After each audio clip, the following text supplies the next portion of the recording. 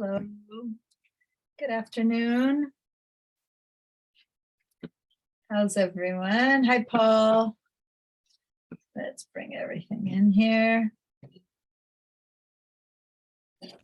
Hi, Diana. How are you? Pretty good, pretty good.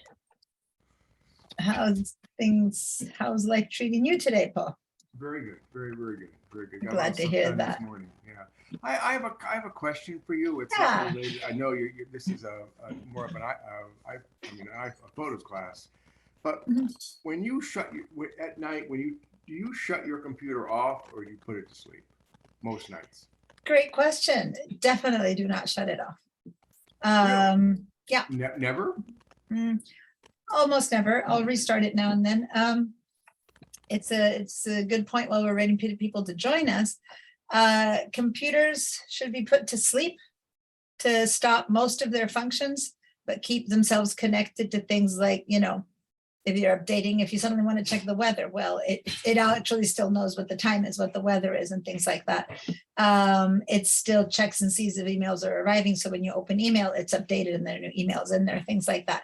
But it's a very minimal use of power and it keeps the computer running. Every time you stop your computer and start it again, it's kind of like, and I'm not a pilot, but you know how every time a pilot, a plane takes off, they have to do all these checks and systems or whatever, and they get going again. If anything is going to go right or wrong, it's going to be at the taking or off and landing. So they say, Right. same with the computer, at the shutdown and at the restart is pretty intense for a computer. It goes through all this kind of pre-flight check up and down. You literally don't shut your computer off hardly at all. Actually, but you should now and then, because things do happen, things accumulate, right? So you should turn your computer off now and then. The question is that now and then, once a week, once a month, once every 3 months? It depends on your computer, on your use of it, on how you use it. Some people say definitely once a week. Some people say, nah, definitely once a month. Some people say never. I honestly probably do it once a month. And I definitely do it. Like one night?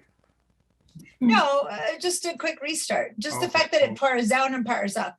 If I'm going to go on a vacation, of course, I turn it off. I was just gone for 4 days, Thursday, Friday, Saturday, and came back on Sunday. And I turned it off when I left, and I came back on Sunday and turned it on. Because, but how long it's turned off doesn't matter. It's the process of shutting down that it goes through a whole bunch of checks, and then the process of opening it up that it goes through a bunch of checks that help cure or fix, or in some cases break. That's why you want to be careful, things.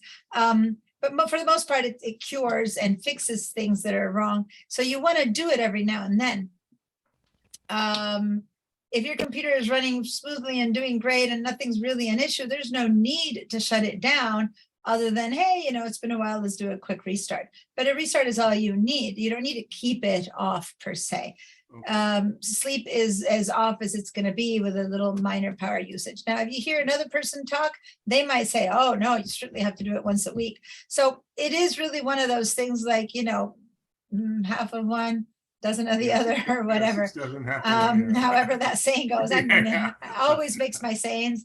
If anyone's been in my class for a while, you know that it's one of those things where you notice that English is my second language. Whenever I go do a saying, I think of it in Spanish, because it's a similar one, but it doesn't say the same thing. So by the time it comes out, it's a garbled mess and it's not really what I was trying to say. So everyone always corrects me.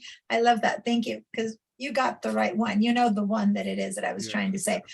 But so basically, it's if you have an old computer that's struggling, that things are happening and begin to fail, well, then do a reset more often, because it does help fix things. But it's tough on the computers.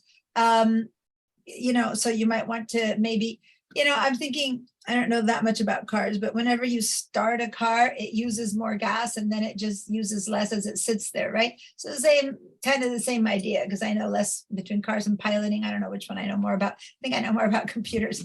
It's just more intense. It goes through this whole series of checks and cleans things up and dumps things are bad and resets connections. And so it's good to do that. If things are not working, it's the first thing you should try. Something's not working well, the first thing you should do is a reset, power down and start. Half the problems are gone.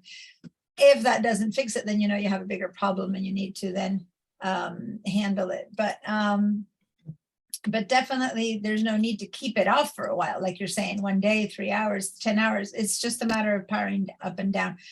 Now, why keep it connected when you're not around? In the end, it does use a bit more power than being off. What you want to make sure is that you have a laptop, that you slap the laptop down, because what uses the most power is the display, right?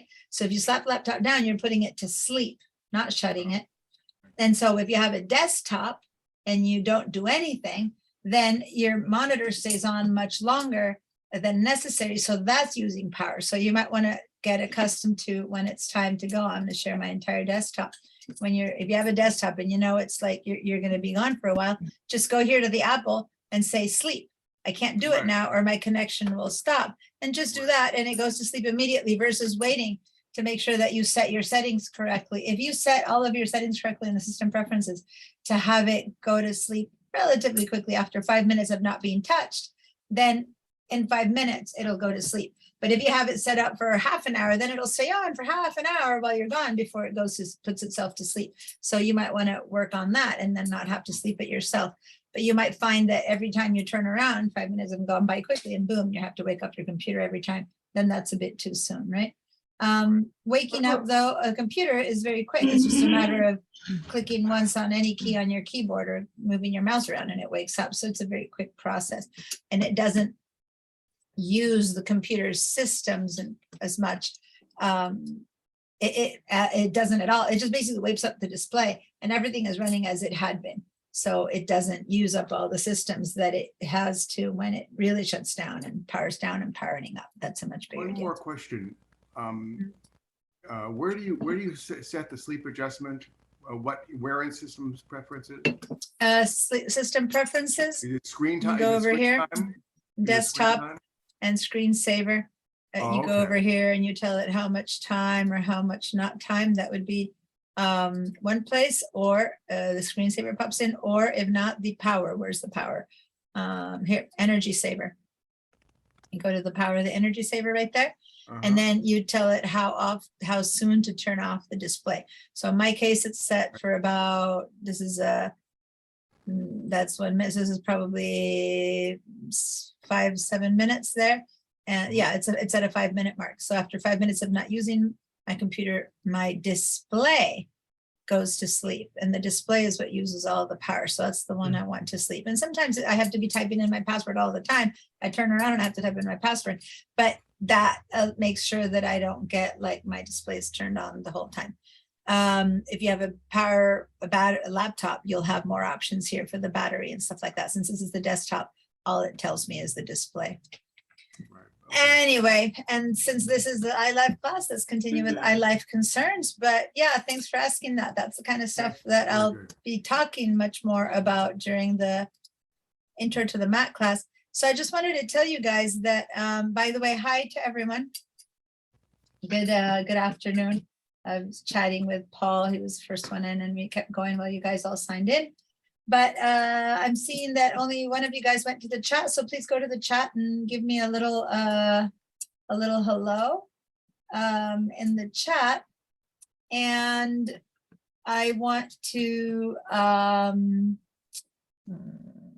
say that it looks like they finally figured out my classes for the fall, and I'm going to send you an email.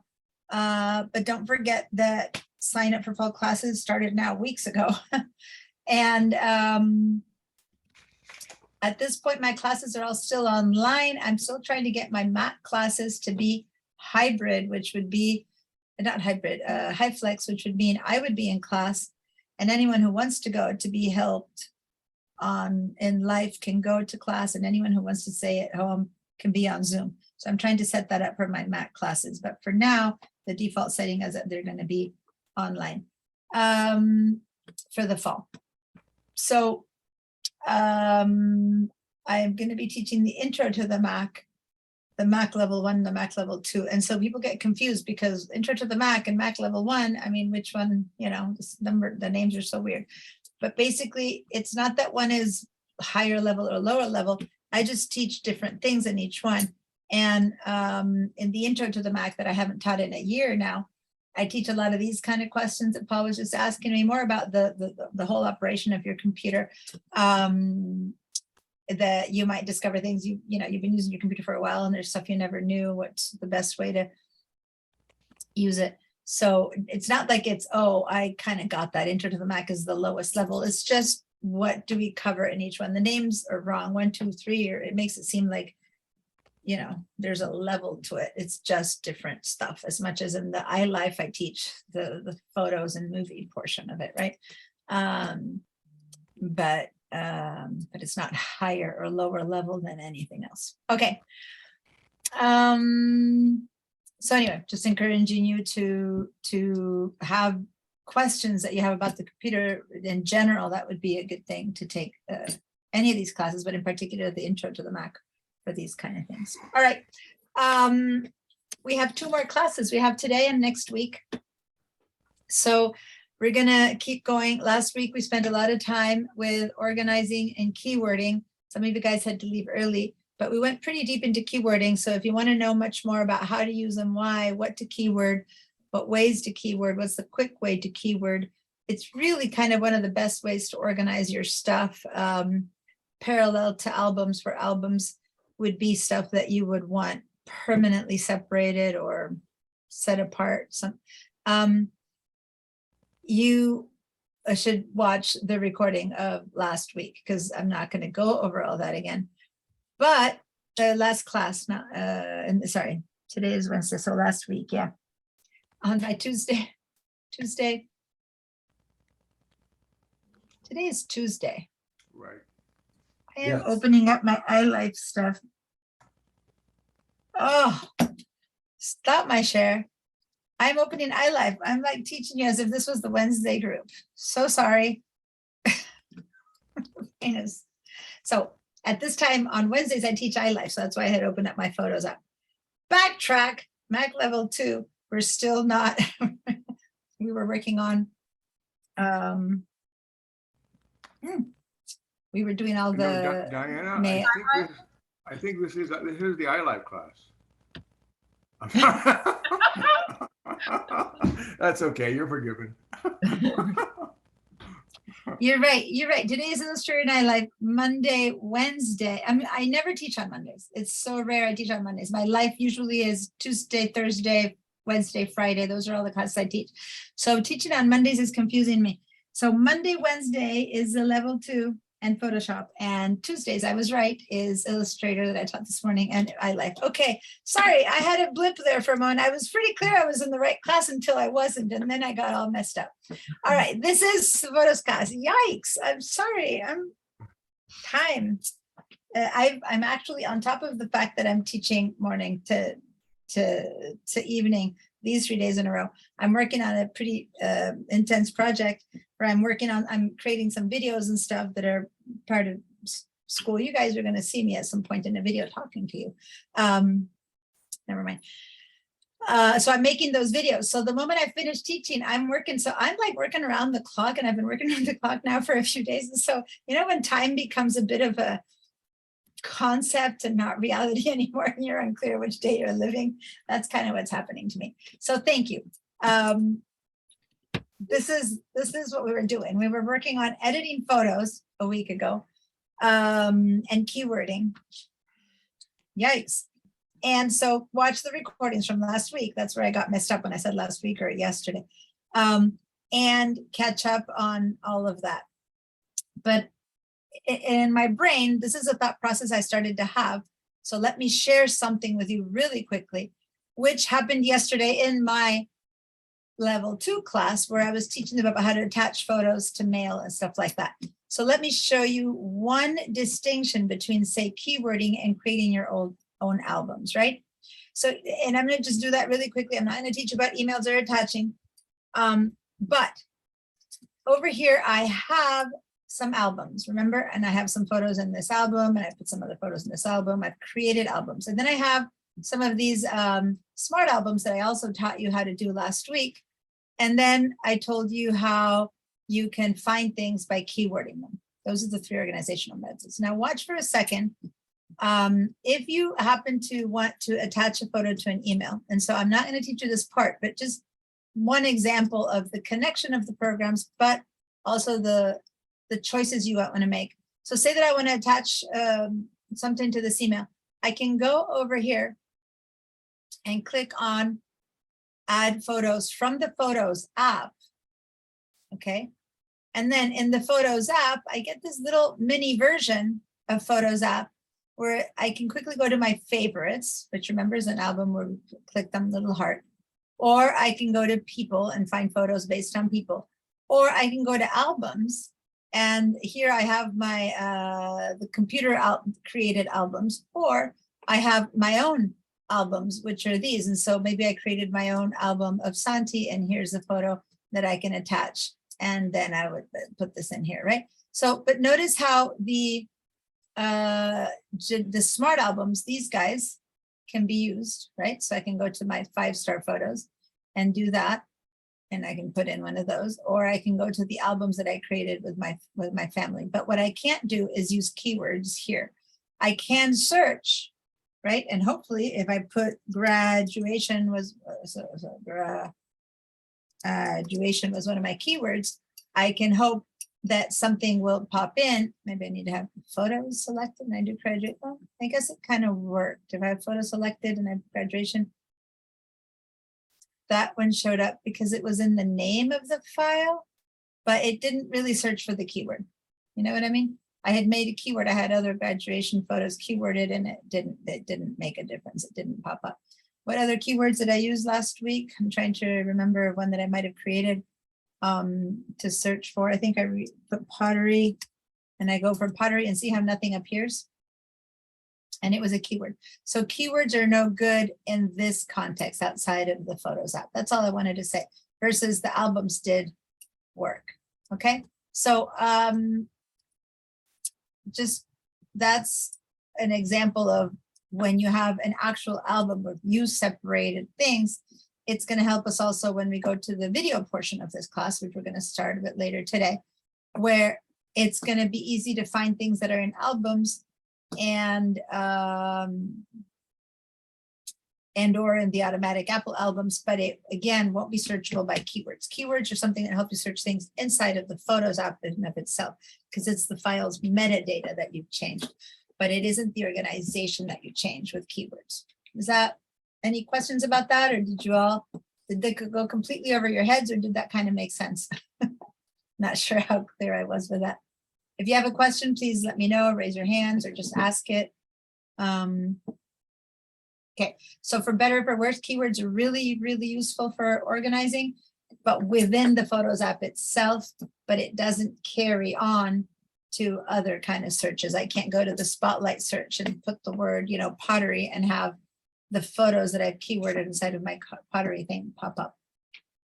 Okay. And I just noticed that yesterday as an example when I was teaching. And so I was teaching people about attaching photos. And so I wanted to add that here. That said, now, if you do want to mail a photo, it's much easier to do it from inside the Photos app. So I will show you that now. So say that I want to send this photo to someone, right? I select it. I choose the photo I want from my albums, from my keywording, from whichever organization I want. I select the photo I want, or the photos I want, because maybe I want to send 3. So I'm going to hold down the Command key and also send this one and that one, right? So you can select 2 or 3 or however many you want. And then you go up here, and let me just share actually only. Oh no, I need to share the entire window for this because the mail program are open. So then I go up to this little icon, which is the share. Always the box with the arrow pointing upwards means share. And sometimes it looks a bit different. It's always a box with an arrow pointing upwards. That always means share. And what does share mean is move this outside of your realm into another realm. So it's a pretty vast message. You can share by putting things in a shared album, by sending a mail, by sending a text, share through AirDrop, which computers have to be connected to the same Wi-Fi, put it in notes, put it in reminders, and then you can add more things of what share could mean. In this case, let's click on share by mailing it. Now, for those of you who use the Mail app from the Apple, it opens the Mail app from Apple. If you have instead been using things like the Gmail or other stuff, it won't. It'll open Apple. And if you never use it, then you'd have to go and do in a search from inside of Gmail to attach things. But here it opened up my files ready to go. And all I need to do now is send it to someone, and life is good. So that's the easiest way to select photos to attach. One thing I wanted to say is you want to choose, if you want right now, these are in small version, because the last time I sent something and it remembers the last setting, which meant small. If I want to send them in medium size, or if I want to send them in large or in actual size. Now, the difference between large and actual size is that actual size might be even bigger than large. Now, why would you want to send one or another one? First of all, look at the message size.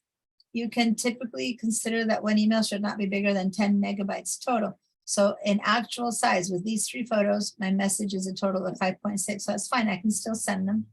But who would want the full size ones would be someone who wants to print them. So like my mom, everything I send her of my kids, she prints.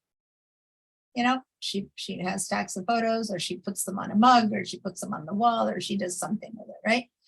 But if I'm just sending it to my sister to just say, hey, look, we were playing in the sun and the snow or something, I'll just send small or medium, because she's just going to look at them on the computer screen. Oh, how cute, how wonderful. And she'll move on. Maybe she'll save one, but it's not like she'll be printing everything. So what this means is that the file that gets attached is going to be a bigger or a smaller version. So it's gonna actually change the file that gets sent. So if someone is going to print your photos, send them actual size. It's a bigger file, but it's worth it. But if they're not, then you don't really need to, and you can just send something much more comfortable to just view. And hey, well, we were here, we were there, we were at Disneyland, whatever you want to send. Oh, how cute, how awesome, and that's it. They're never going to do it. And then you don't clutter their computer up, nor your computer up with big copies of stuff.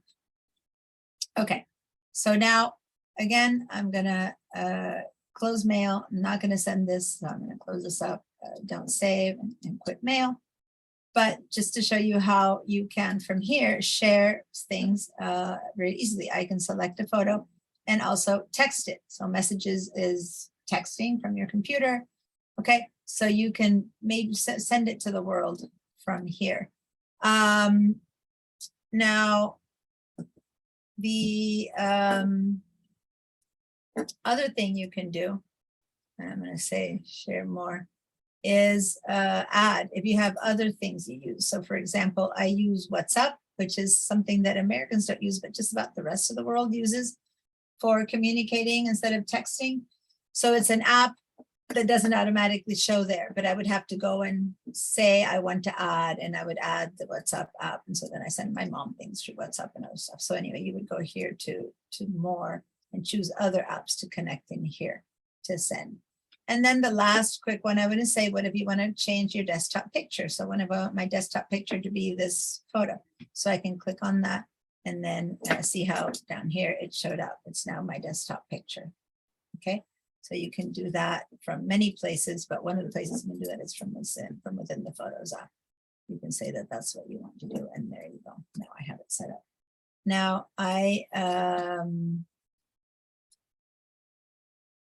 so I just wanted to show you those like things that were important or necessary. Now, because I want to get to editing photos, but one last thing. What if I want to print this photo, right? So I'm going to go to File, Print. And when I go to File, Print, and I only have one photo set up, it's going to give me choices here as how I'm planning to print this photo. Okay, so go ahead and select one photo, whichever, just one, and say File, Print. Right, so now I'm going to switch to just the app so you can see this better.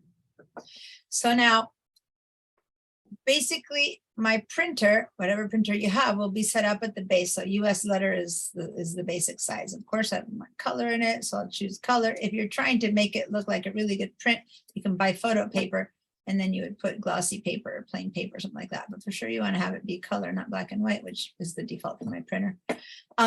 And then this here, this preview is representing your 8.5 by 11 piece of paper. So that's what this is. So this image right now, by default, is going to be printed this tiny size, unless I click on Fit. Now it's going to be printed as an 8.5 by 11. or fill, if you have the kind of printer that allows you to not have edges, or custom. And what custom means is you choose. So you have a frame that needs, it's a 6x4 frame, that's good.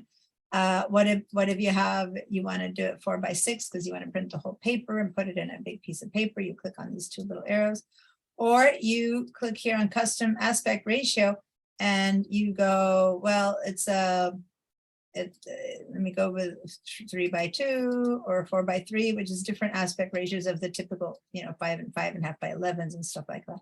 So it kind of does that for you. Now I'm going to cancel this and show you what if you have three things that you said you wanted to print. So I'm going to print that, and that, all these things at the same time. And I now say file print. Then it lays them out for you already on 3 sheets of paper. Okay, or if you wanted them smaller than on 1 sheet of paper, or if you want them to fill up the sheet, then it'll give you 3 individual sheets. Okay, so you choose how you want the things to be printed. So in this case, if you want it to be 5x7s, then you're going to have to fit them in 2 sheets of paper and so on and so forth. All right, you guys, any questions about any of this? If you want, Yolanda, you have your hand up. Is it about the printing process? Just a little back up when you showed us to attach a picture when we send it to an email. And so I don't know if this is in the iLife question, but as far as normally what I send, I have a copy on my sent box. So what I sent you, a picture I sent you, I would have a copy of it. Now, while that copy sits on my sent box, it occupies extra space. Yeah. Yeah. Does it take away from my storage? It does. Yeah. So any photos that go back and forth by mail or by text, they do take up extra space on your storage because you just receive stuff from out there and it shows in your computer. But if you send it, a copy of it, like you well said, sits in your sent. So if you want to clean up space, you need to go in there. And once you know that they've gotten the image, you can delete that sent email just to clean up space. Yeah, the photo here will still be here, but that second version that got sent, if you sent them small, you have little small versions of it. But if you sent them actual size, then you have 3 actual size photos of that thing sitting in your email box now. So it does duplicate or triplicate or whatever. So great question. Thank you, Yolanda, for that clarification. Totally. You want to delete extra stuff that if you've received a message from someone with photos that you've already downloaded and you don't need to keep that message, go ahead and delete it so that all those attachments also delete, because when you download it, it now becomes a photo that you have, but you still have it attached to your email. So you have it twice. So delete that photo, delete that original email, and then you delete that photo. Now, if you didn't download it and you don't delete the email, you can go back into your, your inbox or whatever for months on end, and there is that photo still attached, a photo that my sister sent 3 years ago. I can go back until for my photos 3 years ago. If I never emailed it, I can still download it. So your choice if you don't want to lose it there, but then you are taking up more space. So yeah. Thank you. You're welcome. Great question. So Ellen? Yes, my question is, if I want to send the photo using Gmail rather than mail, do that? Then you have to open Gmail and attach from Gmail the way you would. So if you're using, let me give an example here. Let me open my Safari here and share that screen. So as if I go into here and I go to Gmail, and this is my pipeline Gmail, I need to get into it. Then you have to do the typical attach from inside of here.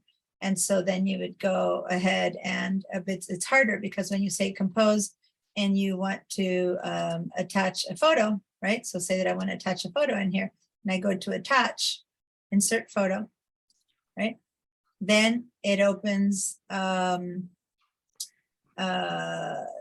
photo. Go to albums, upload. What do you have in here? Photo. What's it? These are just photos I've attached in the past. That's what it goes. So you basically, if you say insert photo, it's going into, trying to see where is it looking. Trying to see where it's looking. This is probably going into Google Photos, where I have a couple of photos in my Google photos, that's probably where it's going automatically, but it's definitely not going into the Apple Photos, right? So, by the way, are you sharing the insert photo window? Because when I show only one window, you might not be seeing it. I'm seeing. No, okay, let me just show you the entire screen because sometimes I don't know the pop-ups what have. So basically your only solution is to attach. And if you go attach, well, where is your photo? It's not here, right? Because it's in your Photos app. So if you're going to be doing this for outside of Apple, then you have to drag that photo out, maybe to your desktop. So I'm going to grab this photo and put it here in my desktop.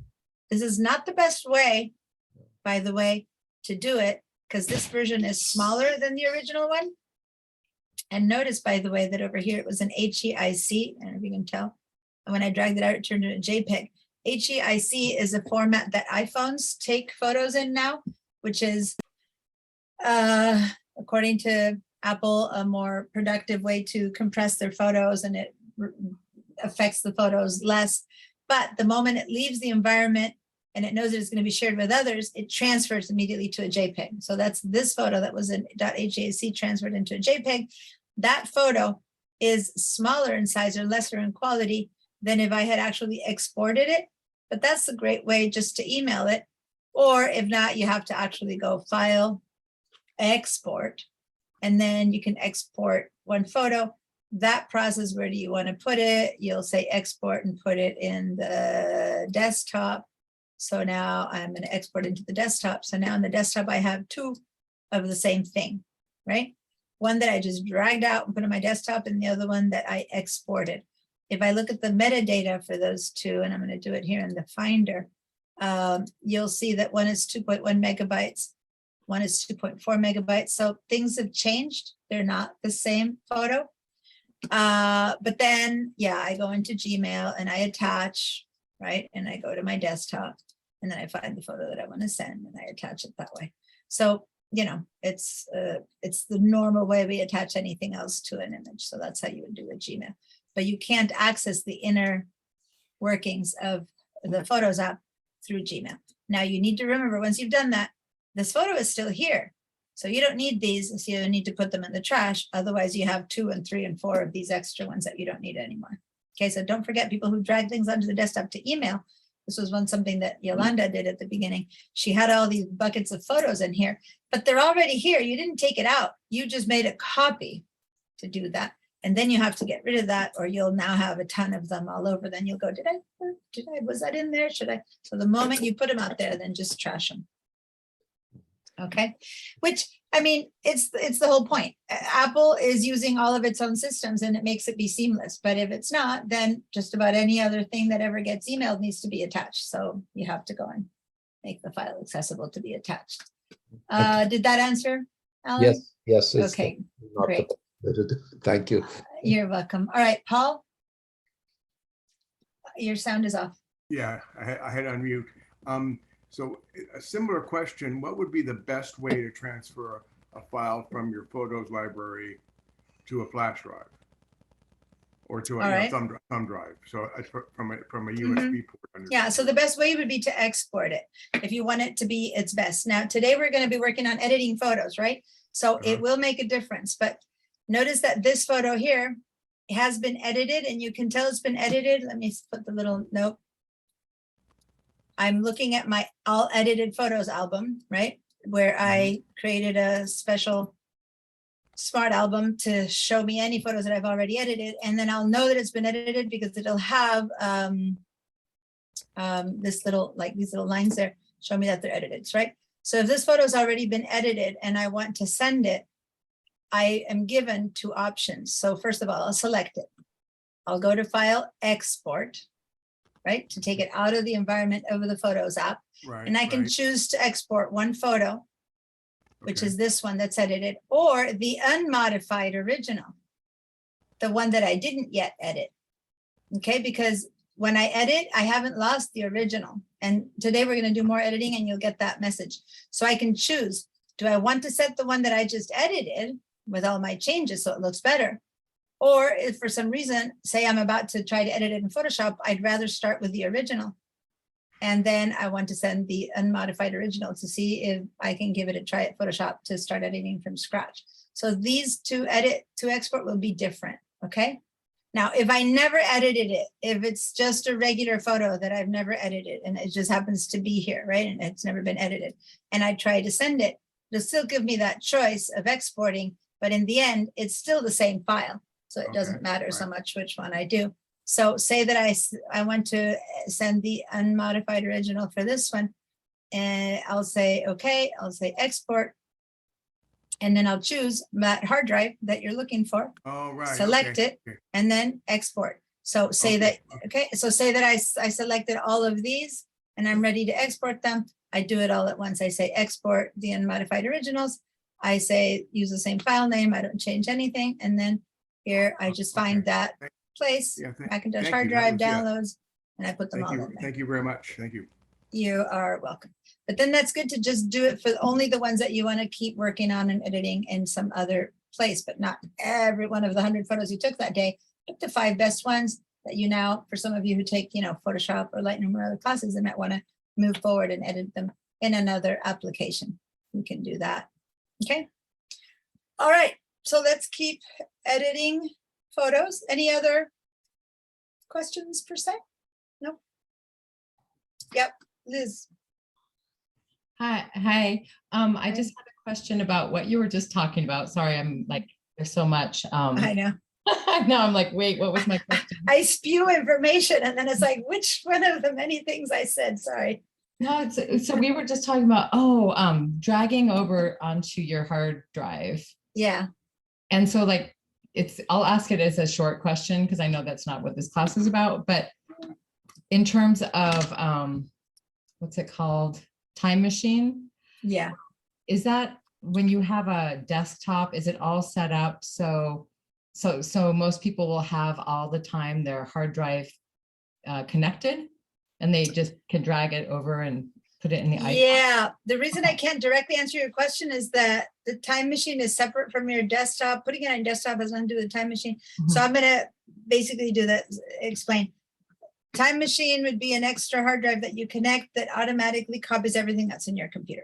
Okay. So one of the things it'll copy is whatever's on your desktop, whatever's in your Photos app, whatever's in everything. It's just a kind of a duplicate of what you have on your computer. So that's separate.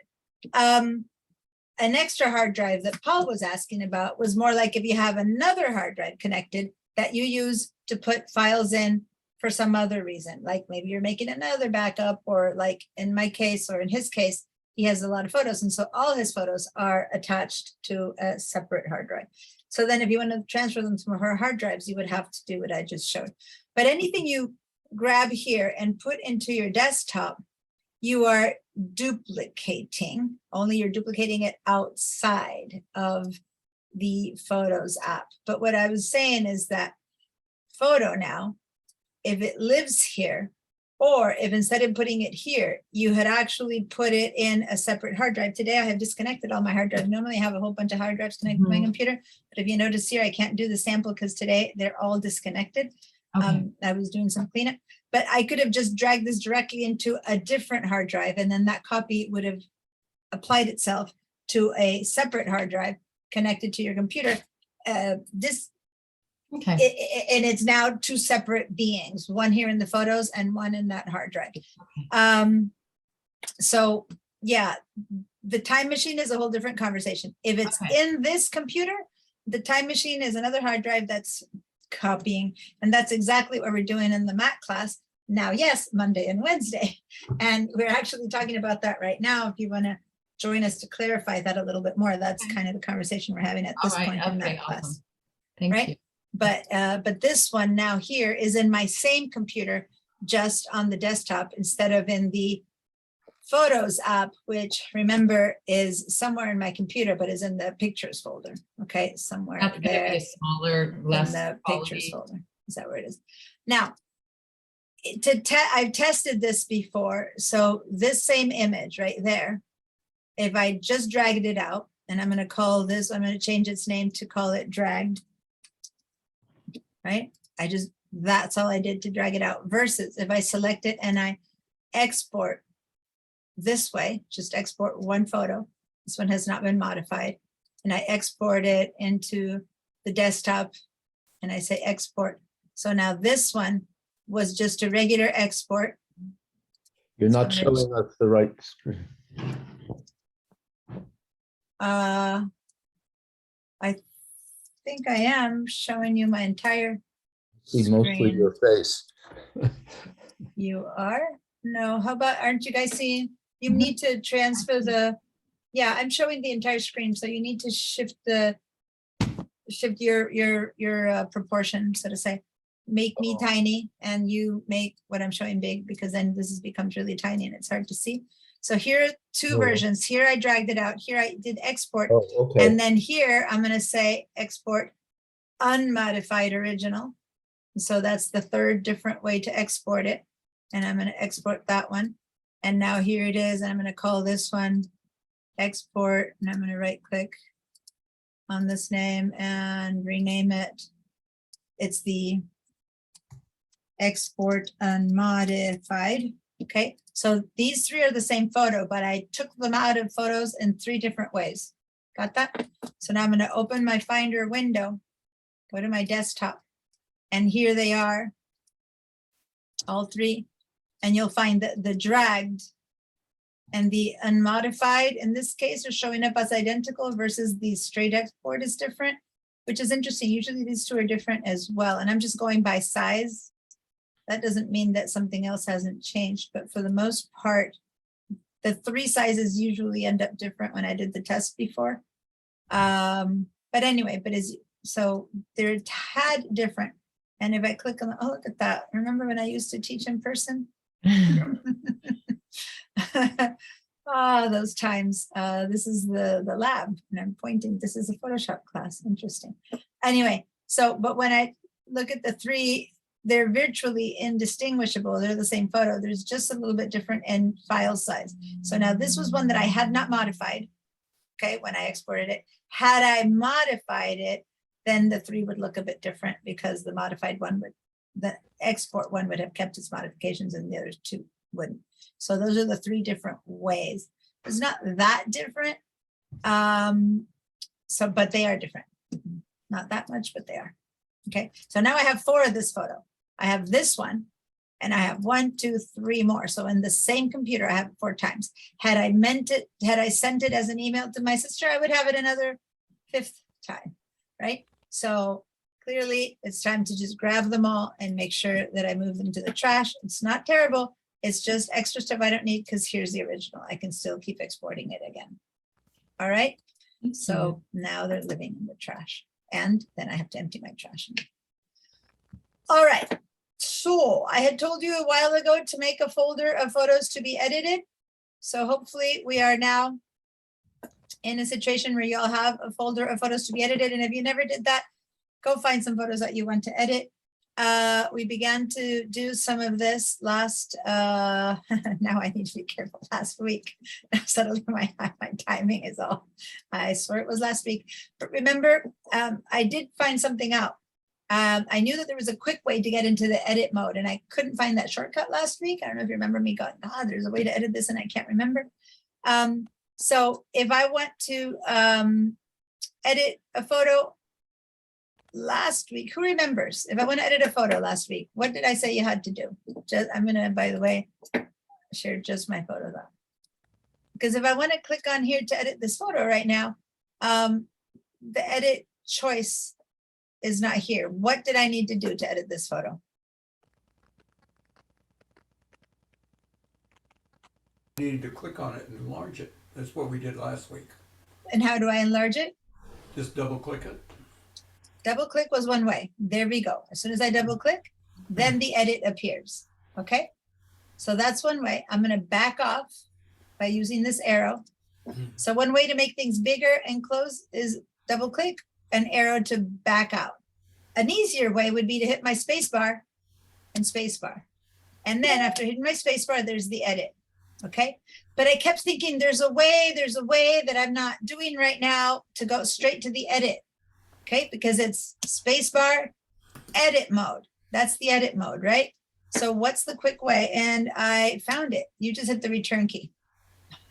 So I was like not remembering what it was. So from the small mode, if you want to go straight to edit mode, select it and hit the return key. And now you've opened edit mode. So you skip that in between step. Does that make sense? Yes. I just couldn't remember that shortcut last week, and I finally remembered it. So other than that, it isn't a bad idea to first see it big, to see, was this the one where they were smiling? Was this the one that I want to edit before you go edit, right? Because sometimes in tiny, you can't tell. You have to see. So it's not a bad idea to go to that mode of in between first. Now here's an example of a slight editing I did. So I'm going to click the spacebar in this one, and this is the first one that was unedited. And then I did this, and this is what I edited in the Photos app. And I did this after class last week because I do that instead of going and taking off. I just wanted to test it. So it's not a perfect photo, but it's much clearer, it's better, it's stuff that you can do with that. You can do, if this is a photo that's kind of hard to edit, even in Photoshop, it wouldn't have been the easiest thing to edit. It's kind of fuzzy. And so this person here who hysterically straightened her hair every day when she was about 15, that's me. I know, I know. I have a 16-year-old Turkish girl who's a host student right now, and she's leaving in a few weeks. And she has curly hair, and every morning she straightens her hair, and she reminds me so much of when I was dealing with these as a kid and hating them. So that is me, believe it or not, but with unrecognizable hair and bangs. Anyway, so this is an example of editing, but keeping the original. Now you don't have to, because this doubles up my space for that photo. Like, what's the point of keeping the original? Well, in this case, maybe I want to bring this one into Photoshop and see if I can maybe do more to it than I did here. And so I have, this is what I did here in the Photos app. But if I take this one as is, already modified into Photoshop, I might have already lost some nuance that I can bring out in Photoshop. So I'm going to want the unedited one still to then keep working on it in Photoshop to see if I can do a better job ultimately than this or not. I don't know. But that's why I'm keeping both versions. Does that make sense? So when I export it, I'll export the original one. But I could have done this. I could have done only one. And then in the moment of exporting, have chosen to also export the unmodified original. And then that would have still exported the unmodified one. Does that make sense? Because it's already been modified, but this is, I can just export it without its XML file, which is the whole point. And it would come out like that as an export. All right. Versus if I say export right now or drag this one out right now, it'll look like this. It'll have the modifications attached to it. Okay. If I were to just drag it out or export it. But if I say export unmodified, then the result would have been that one. In this case, I chose to keep both. So we don't normally need to keep both to edit. But in case you do, because you want two completely different versions, say that in this photo, I wanted to keep one of just his face and one of everyone, then I would crop one and not crop the other. So then I would need two. All right. So it's, for the most part, when you're first learning, some people might want to see the before and after. Like you can see the before and after in the middle of your editing. But if you're not sure, you can see the before afterwards. So anyway, let's choose a photo. And this time we're going to start editing some stuff with regards to light. So if you have any photo that has a lot of light colored areas, whitish areas, or darkish areas where exposure is the problem. So this would be an example of a dark photo where the exposure is the problem. This one would be an example where the snow is kind of gray instead of white like snow should be. The photo is kind of flat, so the colors are a bit muted. I'm trying to give you examples of the kind of things that I would call bad color. Over here, this is a photo that it's too dark, it needs to be changed. Now, there are problem photos like this one that'll never be fixable, okay? So this photo, there was a harsh light lighting these people, and the details on their face is completely what we call blown out. There's no way to bring back skin tone onto these people's faces. Does that make sense? When it's blown out like that, you cannot fix it. But the part that's dark, that's too dark, that is fixable. you can actually make this floor look good if it's too dark, or in this case, you can lighten this up and bring detail into there. But when it's the other way around, so this photo, that window would be very hard to make it look like a window again because it's blown out. Does that make sense? So blown out stuff, you can help a little bit, but you can't really do much more because it was never there. The computer, the camera never registered any information there. So you can't make it invent that there's a tree outside that window. It's just blown out. You can't suddenly, with lighting exposure, correct it enough to see that tree. Now, you might have better luck if this was a raw photo and stuff like that, but we're just talking regular non-raw photos. So find a photo, or a photo that's kind of flat like this one. It's kind of like blah, and it doesn't have much tone, and we want to just make it better. So anyway, find some photo in your arsenal of photos that you find the exposure is needing some help with lightness or darkness or stuff like that. And that's what we're going to work on editing. So I'm going to go for an easy one first. I'm going to go with this one because this is clearly just underexposed, and it's an easy one to fix. So anything that's clearly dark.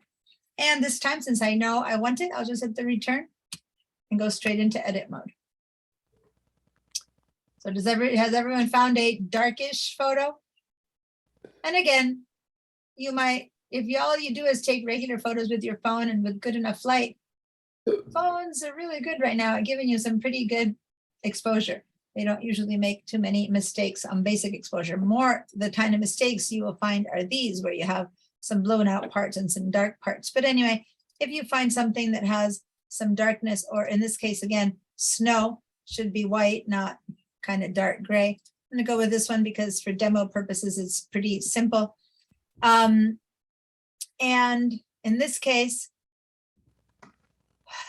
if you have no idea where to even start, I don't necessarily use it because I know where to start, because I know how to edit photos at a higher level. But the auto magic wand is not a bad way to start and give it a try first. So where's that magic wand? Right there, right? So this is before I entered the return.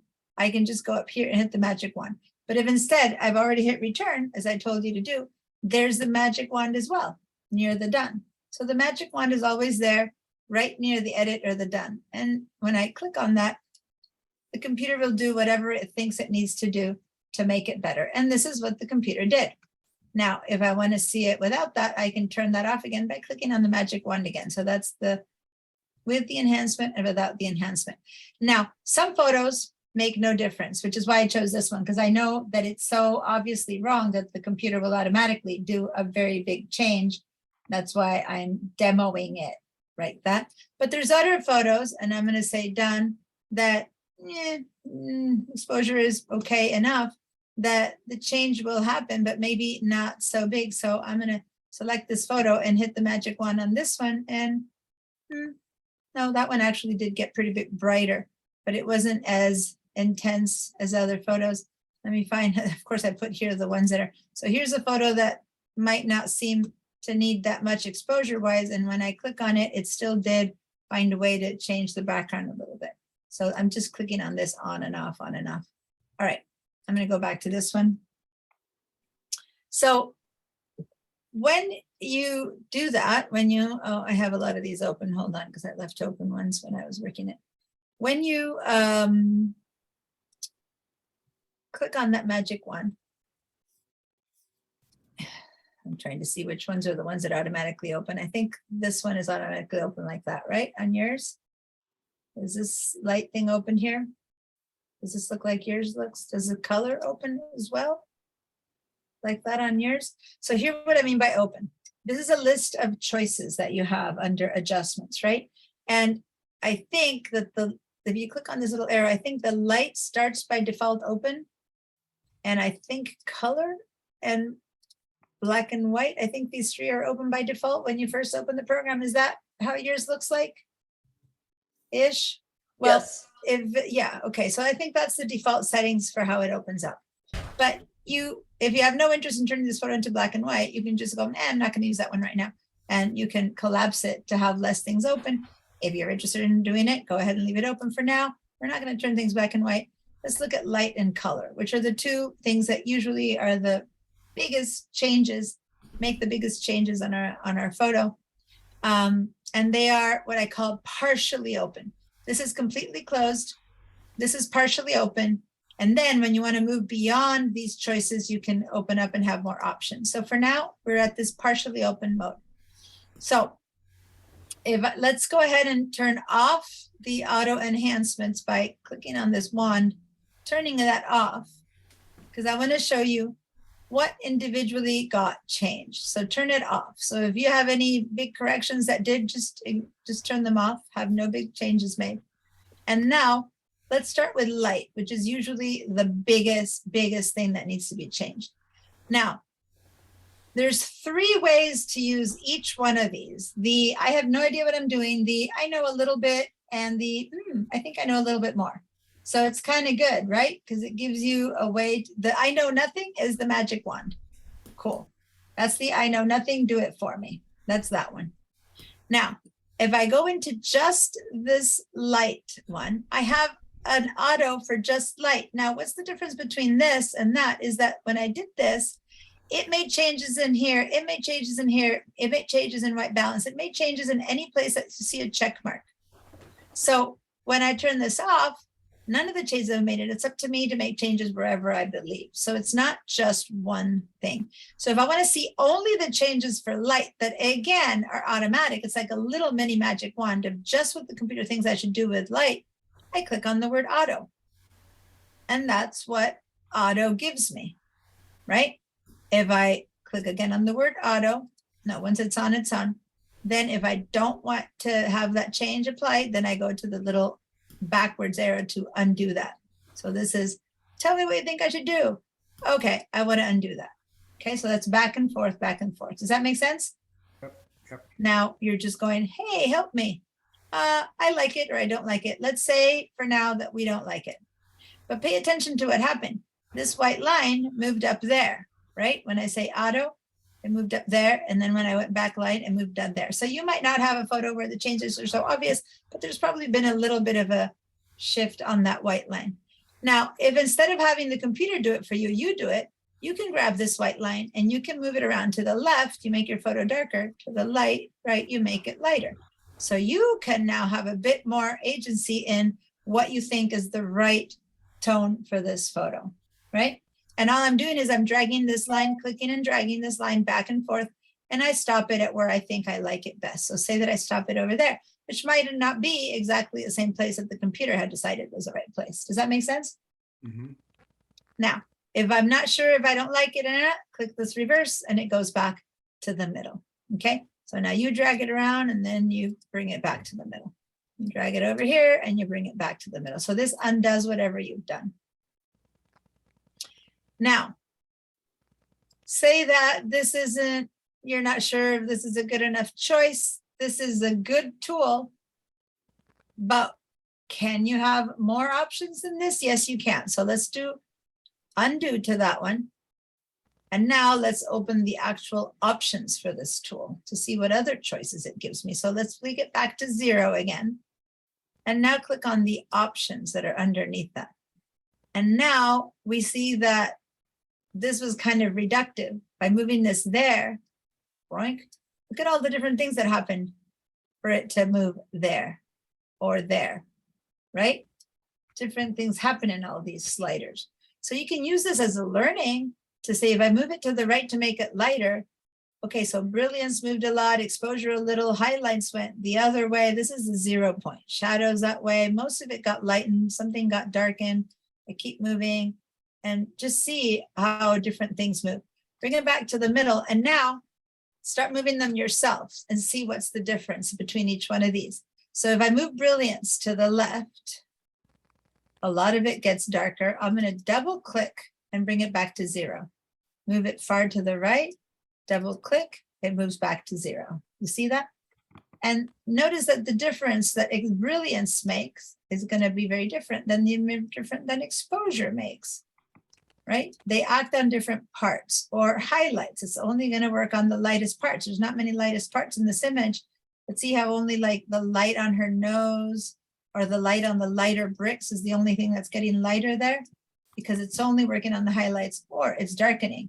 That little bit of light you had on your nose is gone because I've darkened it. Now I'm going to work only on the shadowy parts, the darker parts of this image, which in general, most of it is shadowy. And I'm going to make my shadows lighter. Whew, I like that, how all my shadows lightened up. I'm going to go back, double click to go back, and then I'm going to darken all my shadows. See how my lighter parts try to stay light? It only darkens the lighter. And so on and so forth. Someone is moving around a lot or something when it's moving in behind you, but there's a lot of like dragging sounds or walking sounds. So if you have someone in your room that's doing stuff, could you mute yourself? All right, et cetera, et cetera. So you play around to see brightness, and then over here you do brightness. So this is equivalent to whites. So brightness would seem to be very similar to brilliance, but notice that if you pay attention to the details, it works on a couple of different things. Whiteness really addresses all the white tones versus brilliance just kind of works on a variety of tones altogether. And then black point, if you want your blacks to be actually lighter or darker, you move this one. So this is the kind of stuff I teach in Photoshop. I teach people to learn more about these things, but in the end, you can just use different photos and learn about them yourself just by trying. You rarely want to go to the end of something. Most of the times you want to be subtle, but by having a photo in here and moving it one way or to another, you can go, oh yeah, this is really mainly working on the black stuff. So maybe I want to make my photos a little bit darker to get more contrast or a bit lighter and stuff like that. If you have no idea where to start to make this photo better, I think when you're still learning, the best thing is to maybe hit the auto first. If you kind of like where it's at, look at what it did, and then maybe say, well, that's fine, but maybe I want it even a little bit lighter. So maybe I want my shadows to be even lighter. So I'm going to keep going to the right. It's easier to work on, like to edit the version they give you than to start from actual zero, you know? I always think that it's harder to start writing a paragraph from zero than to fix the paragraph that's not well written, because then you know how to fix it. So that's the way I see this auto. You look at this and then you just go, you know, well, maybe make my highlights a little bit lighter, a little bit darker after the auto has done its job. That's a good way. Maybe I want the whole exposure a little bit lighter. Maybe I still want my dark point darker to make more shadows. So you just move things now more subtly around until you have it looking the way you want it to look. So now I'm happier with this. And if I want to test it, this is important. If I do reverse, I'm going to lose all the work I did. I don't want to reverse. I just want to see the before and after. So see this check mark? Let me uncheck it and check it. So that's how I started. And this is how I am now. This is the uncheck and check. So now I'm just kind of doing before and after. Remember, if I do undo this one, I start from zero again. It's like, oh, I lost all my changes. I don't want to do that. So this is only for when you really want to clear all your choices. I'm going to go back here and then fix again, whatever it is I'm going to fix, and then try it up and down, up and down. How's that going? Y'all think you got something better with your photo? Definitely. Maybe you need to choose another photo if the changes are a bit too subtle to learn from. Now, another place where you can do the before and after is from over here. So this one I had shown you last week, which is before and after, before and after. Now, what's the difference between this and this? We'll see in a minute once we have a couple of other things done. But right now, this is exactly the same. To click on and off, you hold it down, you look at it before, you let go. This is now, is exactly the same as if you were to turn this on and off. At this point, it's the same. Now, if you like what you got, this can always continue to be changed. It's not like you're stuck with it. You can come back and decide later you would rather have less shadows, more highlights, more, you know, you can keep moving this all you want, right? But say that you like where you're at right now. Then just to make things a bit cleaner, I'm going to collapse the light just to have less choices. I don't need to collapse the light. And I'm going to go to color. Once again, just like before, I can decide to see what the computer thinks. I hit auto. And it's a bit more subtle, but can you tell how it's making things a bit warmer, a bit more yellow? It's kind of giving some more color to her face. Well, I can also decide not to go with auto and to do this myself. So here it's giving me more saturated colors. Suddenly I have blue in my bricks, which is weird. Full side of saturation is going to be like neon colors. Your skin looks weird. And the left side of color basically means no color, black and white. So I move this back and forth until I find the setting that I find the most comfortable, or I can still go and undo that. And now let's open the options. And in the options, I can choose 3 different versions of changing color. I think this, if everything is very muted and has no tone, no color whatsoever, it's very blah, then maybe saturation is a good one because all the colors get a boost. Every single color gets a boost. Okay, I'm an underclip. Vibrance, on the other hand, but the problem with saturation is that it gives the colors a boost, but it turns skin kind of orange because skin gets boosted too, and suddenly it doesn't look normal. Her hair and her skin are looking ridiculous. That's when we get all that thing. I'm going to double click. But a little bit of saturation is not a bad idea. I'm going to undo that to test the second one. Vibrance is a great one. Vibrance is an intelligent saturation. It looks and it says what needs saturation and what doesn't. This color is fine, but this is not. Let me saturate this one more than that one. So it's more varied. And most importantly, it protects skin tones. It doesn't make the skin orange. So if I go ahead and add vibrance, I might get a lot of color in the rest of the image. And I'm going to go all the way to the front. So you have all that nastiness here and there again.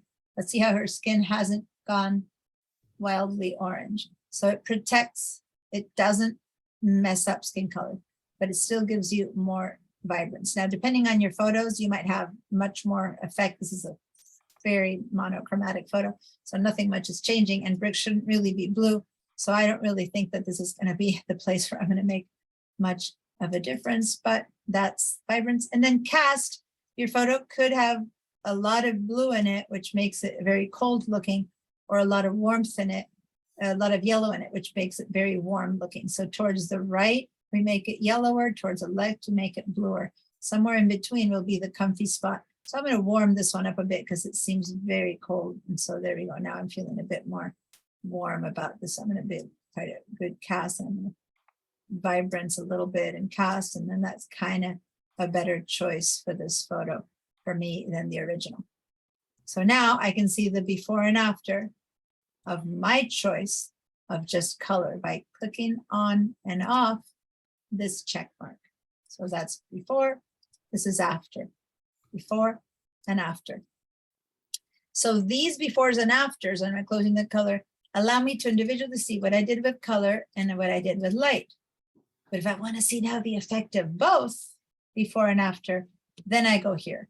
This shows me before both of my changes and after, before and after both of my changes, versus this only shows me before color, before after. That's why when you only had one, it made no difference. But once you have two, this one takes every adjustment off and back, versus here we just go color or light. Does that make sense? Before I continue with other choices, those are the 2 main ones you always want to work on in an image. And then there's a lot more depending on the image that you might need or not. But how are we doing there? Any questions? Maybe you want to share your image or show me something specifically based on what you're trying to fix.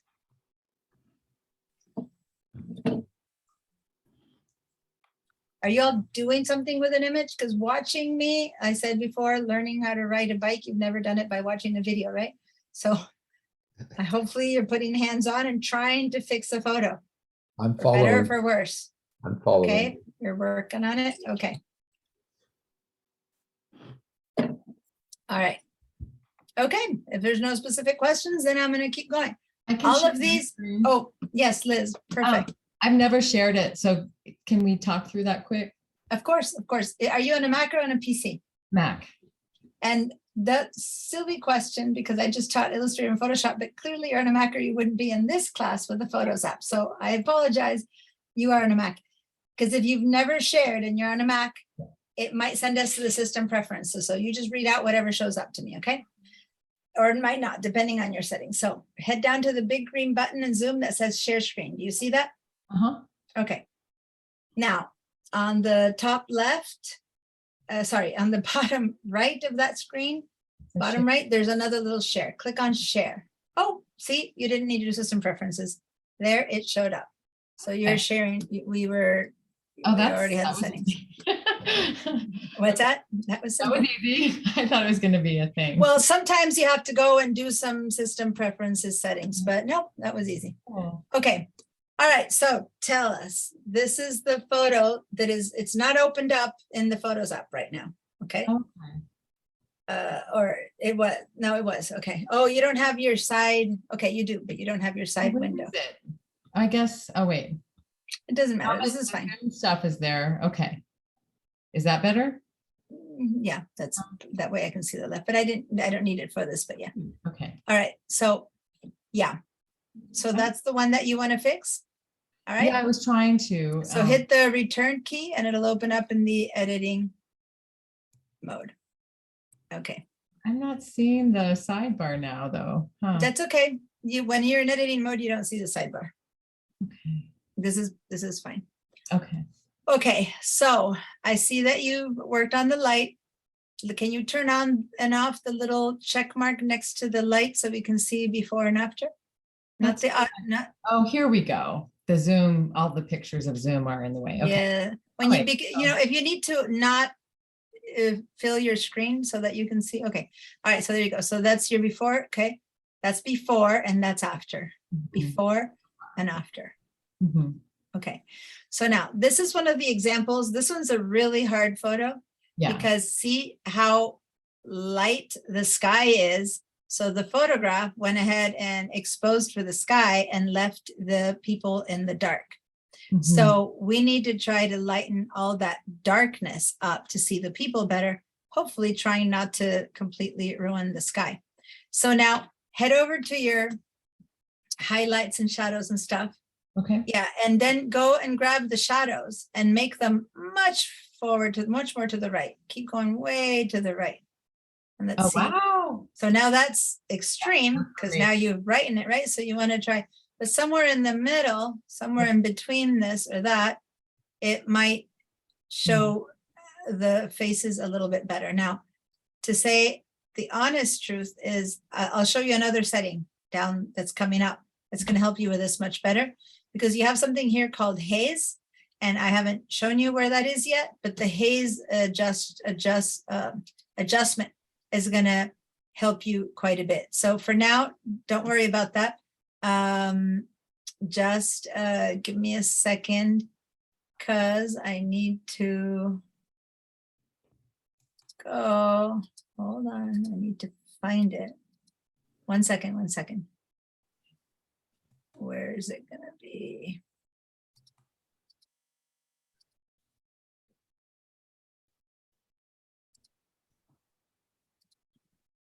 Well, maybe it'll be under definition. I'm trying to see where that setting is going to be. It's not going to be under curve, so go ahead and for now you've lightened up so like the middle face you're beginning to see the features, but the far on the right face you don't see the features almost at all. You've got, this is a kind of photo that you could fix much better, of course, in Photoshop where you can mask each face, but we'll do the best we can here. So go get that, go to the brightness now, and let's see if we can, what happens if you move it to the left to bring the other side, to bring the brightness down, and wait until it resets. Too much. Okay, so now move it back to the right. We just need to test it sometime. At first, I want to do a big movement just to see what's happening. Now move it over to the right side of the 0 again. And let's try. The other one you want to try is I'm trying to make sure that we don't completely lose the back. Go to the highlights and bring the highlights to the left now then. To the left. I'm trying to see if that background, which is the big highlights, can have a bit more definition. So nothing much is changing, right? Move it all the way to the end.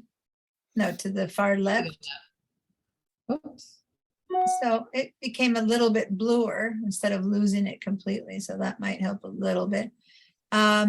you might want to, yeah, we don't want to increase the contrast here. So go to the contrast and set it to the middle. You might want to actually go to the left a bit on contrast.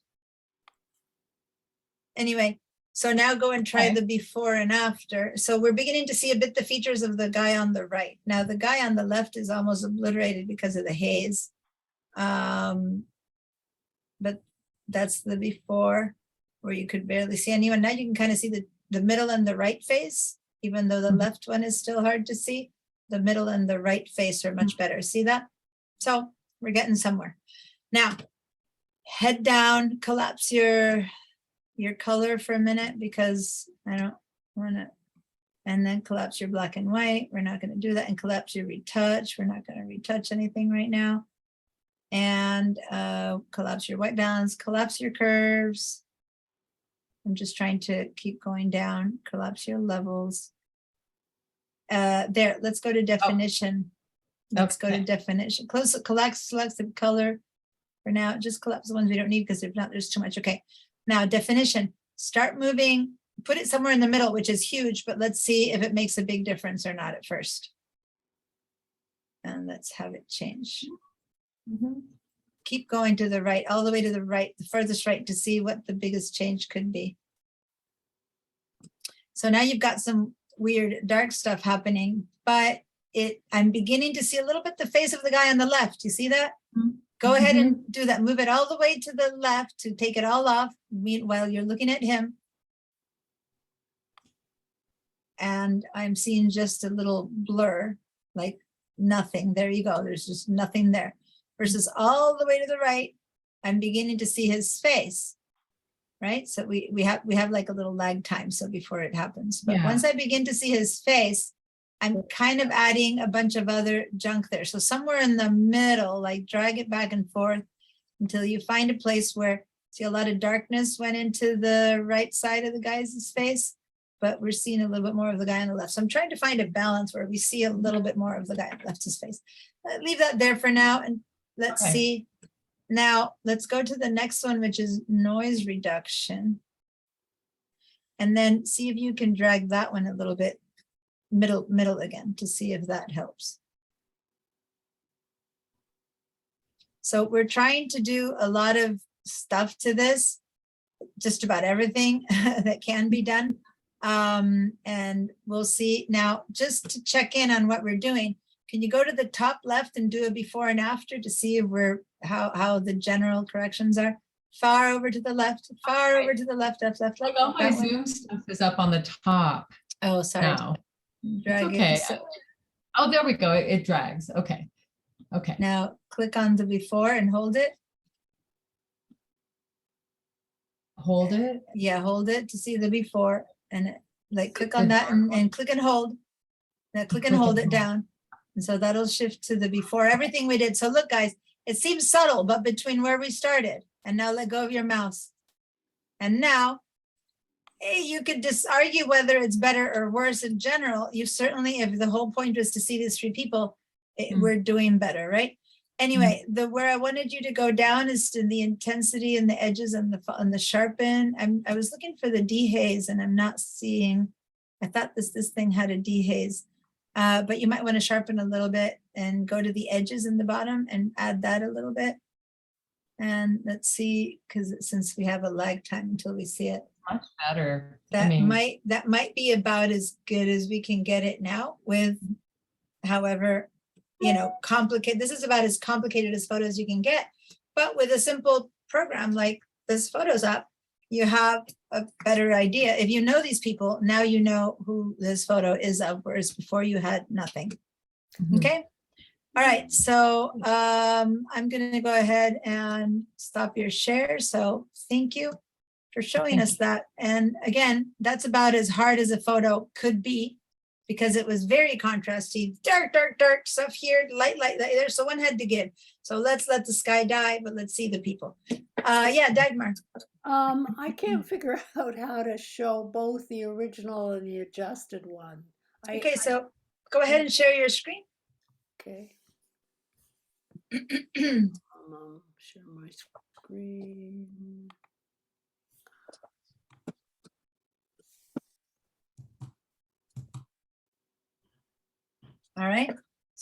Oh, I need to get always to this monitor to see better. All right, so now on the, move your mouse so I can see wherever your mouse is so I can direct it. I don't see your mouse. Oh, there it is. Okay, so now go up to the top left of your image. And then where it says revert to original, do not click on revert to original, but right to the left of it, that little guy there. The tip of your mouse, yeah. So now click and hold on those two little boxes to the left of revert to original. It's like the tip of your mouse has to be in it. Somehow now I'm seeing only the body of your mouse. So I don't think that you're pointing to the right place. I'm not sure if we're seeing, see revert, don't click on revert to original. Because now you've lost everything you've done and you have to do it again. I said, don't click on revert to original, but now we've lost whatever you did, you have to do again. Try to do a command Z to undo. See if we can undo that revert. Hold down the command key and tap the Z. You need to click again on, click one more time to your, on your Photos app to make sure it's the main one. Yeah, and then see, hold down the command and tap the letter Z. No, you've lost it. So that revert to original is truly don't use because it completely, as you saw, you lost everything you did. So you're going to have to do that again. Sorry. So I was like, don't click on that one, but change anything, do a little magic wand for a second. Do a magic wand. Do a magic wand. This is It's right to the right, right next to the word done. Way up on top, that's the magic one. Click on that. Okay, so that's all I needed to see because I want to show you where the before and after is now. So go back to the word revert to original, but don't click on it. Now, to the left, there's a little icon with two boxes. Point to it. Keep going to the left. Do you have something in the way? There. Now click and hold. Nope. I don't know why you move your mouse. Yeah, click and hold. I think you might be seeing something. Click your mouse now and hold it down. I don't think you're clicking it. You're not activating it. It's just hovering over it. Can you, do you have a mouse or a touchpad? touchpad. Okay, so touch your finger like that. So make a little click on that thing. Now you're outside of it. Like the tip of your mouse is the tip of the arrow. That's what has to be touching that icon. And I'm not, see, you hit revert to original again. I don't know if your mouse is being accurate or is the zoom is in the way. Do you have any of the zoom tools in the way? Perchance? Dagmar? No, because you've lost it. They've gone because you hit revert original. It's like the tip of your mouse has to be pointing exactly to what you need. See right there, you did it. You pointed exactly to the tip of your mouse on that little circle. But when I'm asking you to click on this other button, you're not seeing it. I'm wondering if there's something in your way. So go back to make a big color adjustment, something huge, so we can really see that it's very different. Go down to light and make everything really dark. Go to that, here, I'm gonna request remote control to see if I can give you a hand because somehow I don't seem to be able to walk you through this. So did you see the request to for remote control? Can you say yes? Okay, so don't use your mouse for a minute. I'm going to make a very, very huge change here. I'm going to make this look terribly dark. So clearly we can tell, and I'm going to make it be intensely bright. So don't move your mouse. It only responds to one mouse at a time. Okay, so why is it not responding to me? Yeah, so now we have a very different image, right? Than the original. It's not correct. I'm just trying to see very different. So up over here where my mouse is clicking now, click and hold. It's the original. Let go of my mouse and it's good. Somehow you were putting your mouse like that, which wasn't clicking it, or you were clicking on that one, which loses everything. This one here, are you able to see it? What I'm pointing to? Click and hold and let go. Do you see where my mouse is? It's sort of nowhere in between. So you don't see this, huh? That's so interesting. Move, I'm gonna stop my mouse now and I'm gonna ask you to move yours and take it to the place that I'm pointing, and let's see. Where's your mouse? This one is mine. Where's yours? Start moving, move your mouse up. Huh, I don't see your mouse. It's like your mouse stopped showing. This one that I'm seeing is mine. I'm going to stop the remote control so that only yours shows. There it is. Okay, you're pointing to the right thing now. Okay, click and hold down. Like, I'm not sure that you're able to do it with your pad. I'm wondering if your pad settings aren't set right, because you don't seem to be able to click and hold your mouse down. So not like a click, but just push down and keep it held down. Can you do that? Put your finger down and just keep pressing. It's not doing it, is it? Huh. Go open your here. Open your system settings, your system preferences, because maybe you're missing something on your mouse. There you go. You see what happened right now? There we go. Before and after. Do you see that? Yep. So what were you doing now that you weren't doing before? Well, this was over here. I moved it. I don't see what this is, so it's something that Zoom is not showing. Okay, so something from Zoom is out of the way now, and now you're seeing it. Okay, so now go click on it again. This. Yeah, there you go. Hold it. When you hold it down, that's your before. And then let go, and that's your after. Okay, Now- but how do I print or get both so I can look at them? Oh, you don't. And here's the deal. That's not really something you ever truly want to do, see both at the same time, because in the end, people are only going to see your after. They're never going to see your before. So it's good for you to check it now and then like that, the check before and after. But in the end, the only one that truly matters for you and for the future is the after. So you don't ever see them next to each other. Now, don't say, now this change that I did was horrible. And But it was look, the, here it did. I got two of them. How come? oh, but that's different. You created two photos, and that's why you're seeing the before and after. That is different. I did it when I edited them. Go ahead and open up this yellow one again for a second. This one. No, don't open. Go ahead, go to the flowers one and right click on the flowers. Yeah. So what I'm showing her now, guys, is for everyone. For everyone, please pay attention, because she's asking how to have two versions, the unedited and the edited one, right? So I am showing you. So no, don't click on it. Just space bar again and get small. So I edited it really badly. I just made some weird things so that we could really see the before and after. So let's not say that this is correct or not. I just dragged everything to the dark. But you can duplicate this before or after to have two and still take off the changes later. You don't need to duplicate them before. So I'm going to show you. Let's head over to this rose one, right click and say duplicate. No, don't open it, right click. So go back, like undo, go space bar to go down again. Right click, right click on the pad is 2 fingers down. There we go. No, but you're on the wrong image. So put your mouse over the flowers image and click on the flowers image. Click on it. No, but click on it first. You first need to select it. Now you have 2 things selected. So click away, click on some white neutral area. Hit the space bar. Click. There we go. Now 2 fingers down to get your right click. And now go down to the word duplicate one photo.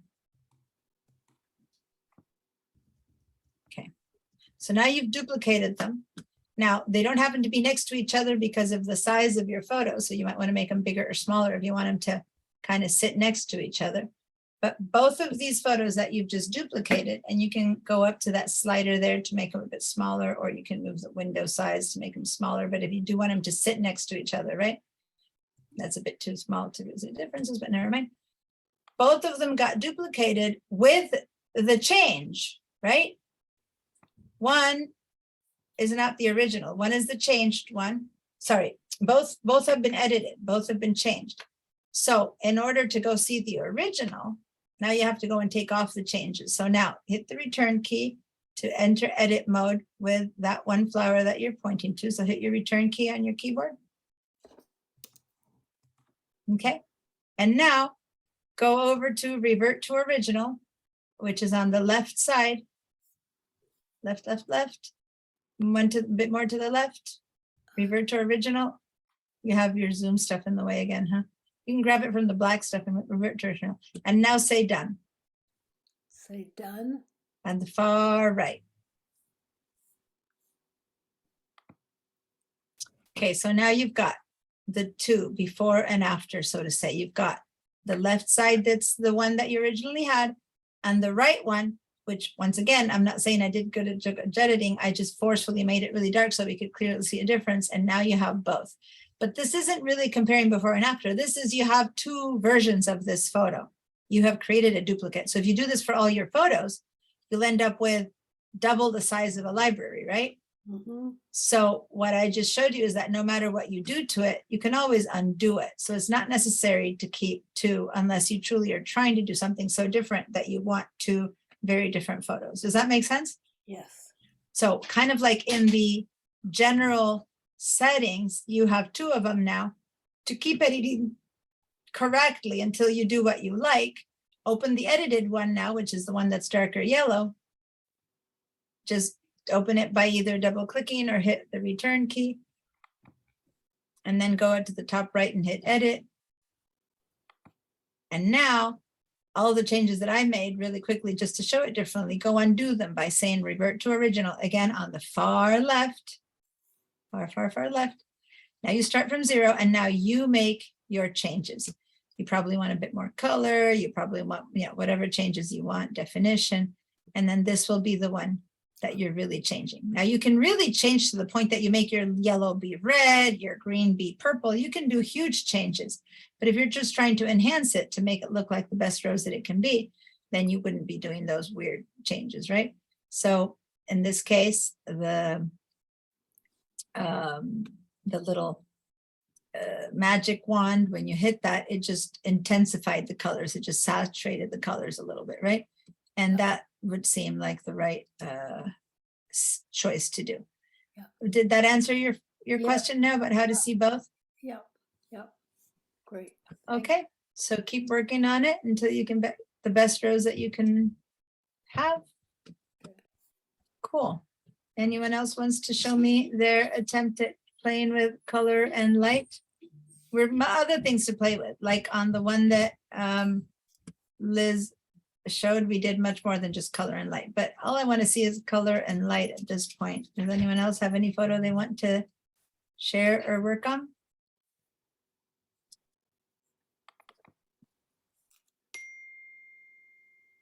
Okay, so then I'll share one more a little bit for color and light, and then we'll take a break. I'm going to share my screen.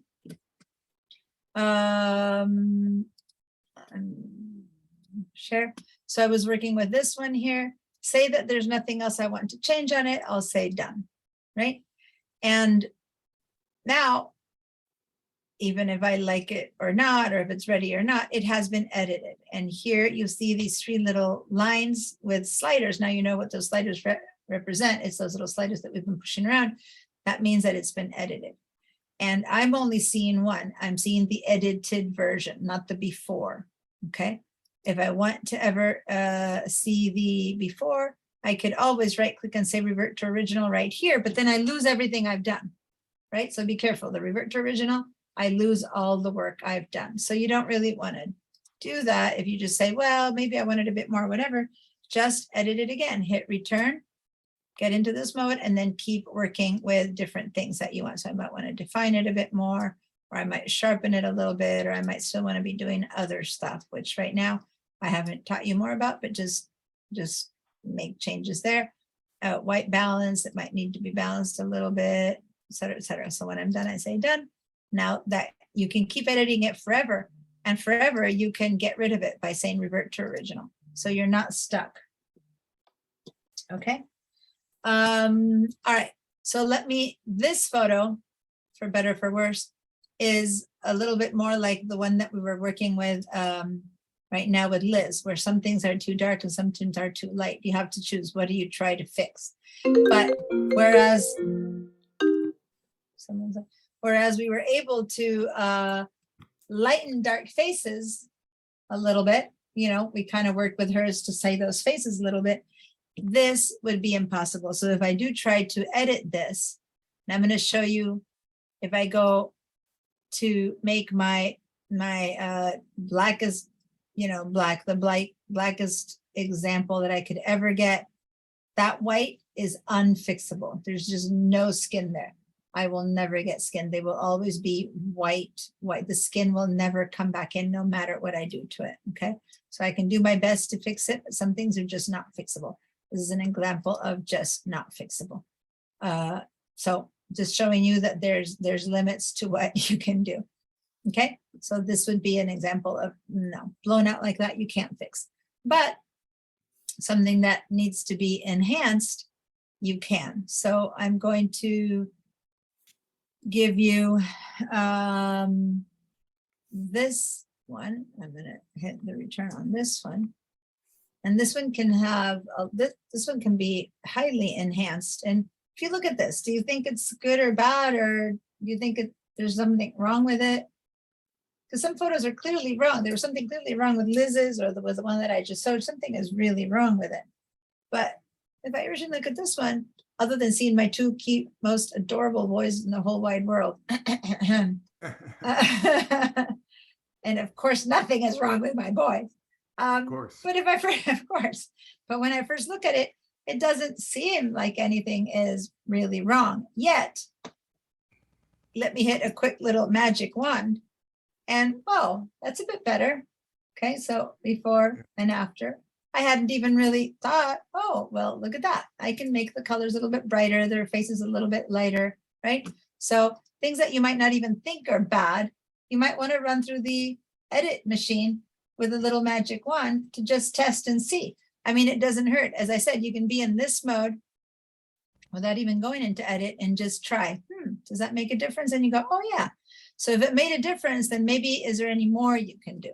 You know what I mean? So again, the photo doesn't need to be a bad photo to maybe be able to work with getting a bit better, right? So one of the things you always want to consider, if you want to go a little bit further beyond that, would be the levels curve. I know, that's telling me to give you a break. Let me give you this. And then we're going to go a little further. So the levels choice, let's head over to the levels. There's something pretty powerful about levels here, which we want to make sure that our blackest blacks are actually black and our whitest whites are white. And in this case, I don't really have much white here, even though it looks like white, really it's a bit of a gray. It's not really white. So in the levels, I can kind of fix that. This is representing my colors, and just to simplify it, if you have a small mountain, there's a little bit of that tone. If you have a tall mountain, there's a lot of that tone. And here's a tall mountain. So this represents my blacks, and I have very few blacks, and this represents my whites. I don't have any whites. I have a lot of light grays. So if this is white, this is light gray, this is middle gray, dark gray, black, then I have a lot of middle grays, but no whites at all. So I can grab this bottom little tiny thingy that's pointing up here and pull it in and just look at my snow. And if I do this from there to there, you see how my snow went from being a little bit gray to being white? So that's gray, and that I'm going to pull it a lot. So really force it. So I've made my white so white that there's no snow there, but I'm pulling this white point over so that my snow finally looks a bit like it's white snow. Okay. And I'm going to grab all my little tones in the middle, which is my middle tones right there. And I'm going to pull into the left a little bit to lighten them or darken them. Okay. So that kind of gives me a bit of a lighter. So if I do before and after, it's kind of subtle, but my whites are looking a little bit better. So I can do more of that, a bit less of that, but that overall, before and after, looks like a brighter image. Okay. So that was a quick little one thing without having to go through all those sliders. That just kind of helps define certain things. Okay. So that, we're going to play around a little bit with the levels, that gives you a punch to your image, right? By making the whites actually white and the blacks actually black. I'm going to bring down the levels, but the one I like here is definition, because see this snow? what if I want to really make it feel like it's snow versus just some white and amorphous thing? I can help with definition. It helps bring out the texture. So I'm going to move it all the way to the right. So you see the change immediately.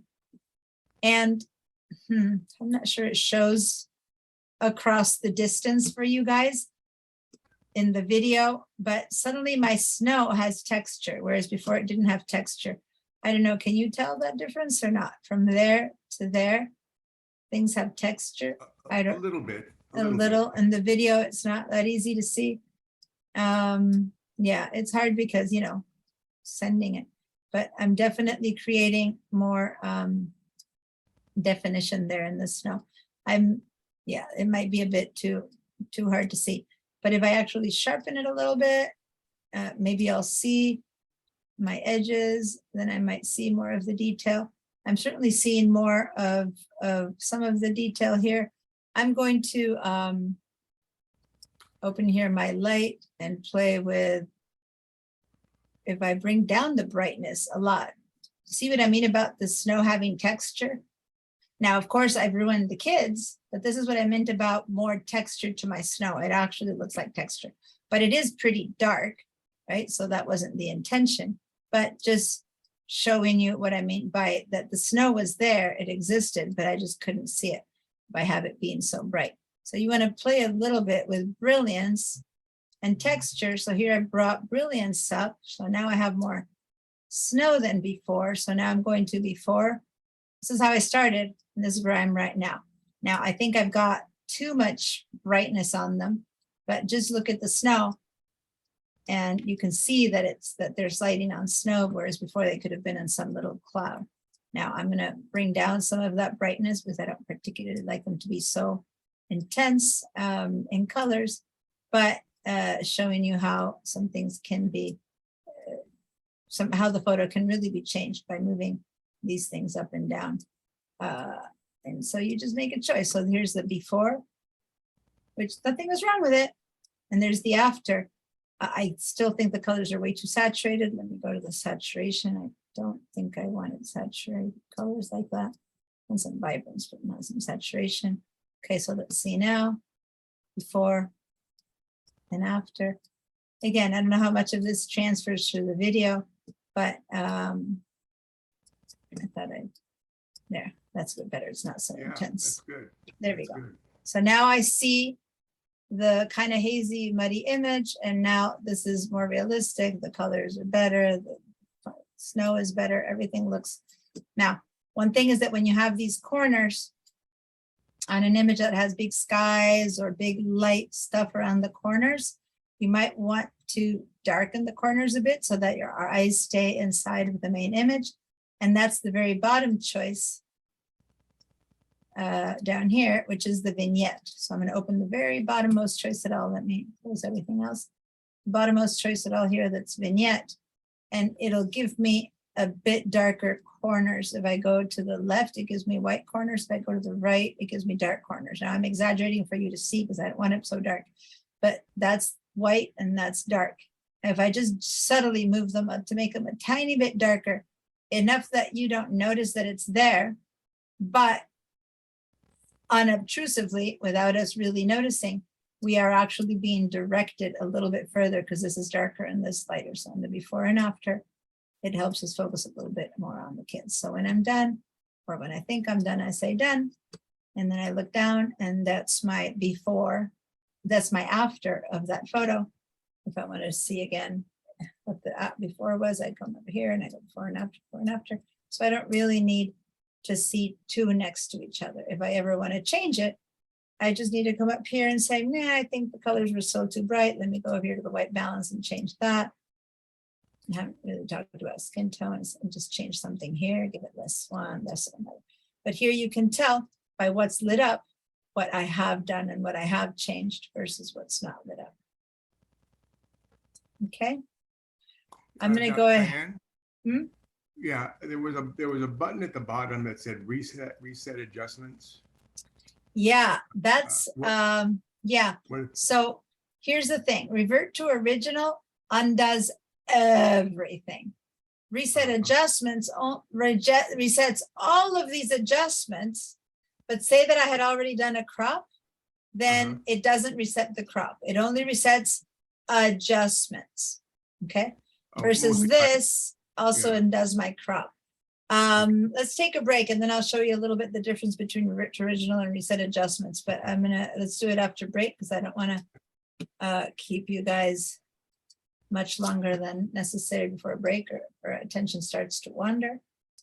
So is there any particular question that you want to ask or example you want to show before we take a break? No. All right. So then let's look at the time, 3:02. So let's be back by 3:17 p.m. That's 15 minutes. See you guys in 15 minutes.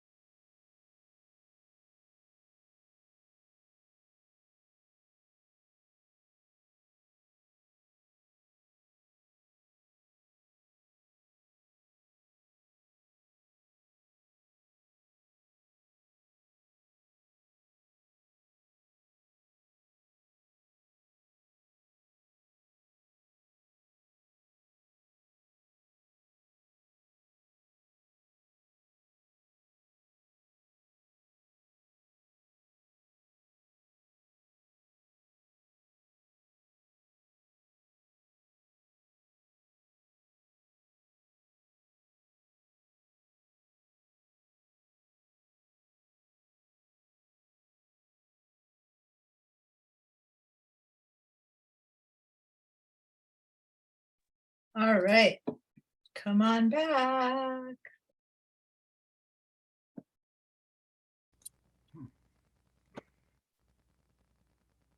Here we go. All right.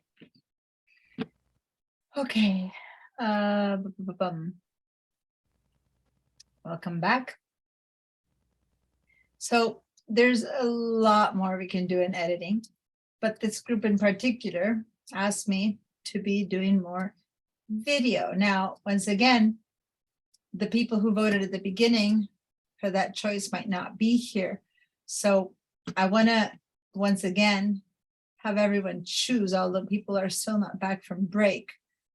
But give me a yes if you want to move on to video now. Give me a no if you prefer to do more photo editing. We can do either or. We're going to be doing video all day next class. And we can do a little bit more detail on photo editing right now.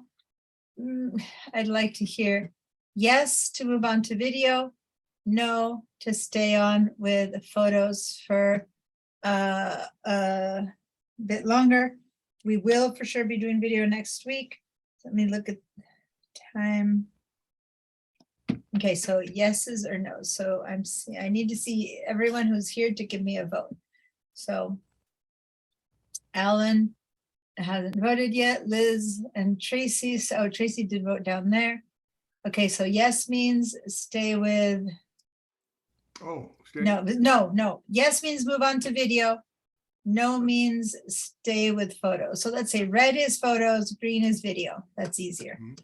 And there's a bit more photo stuff I can show you. There's quite a lot more photo stuff I can show you, or move on to video.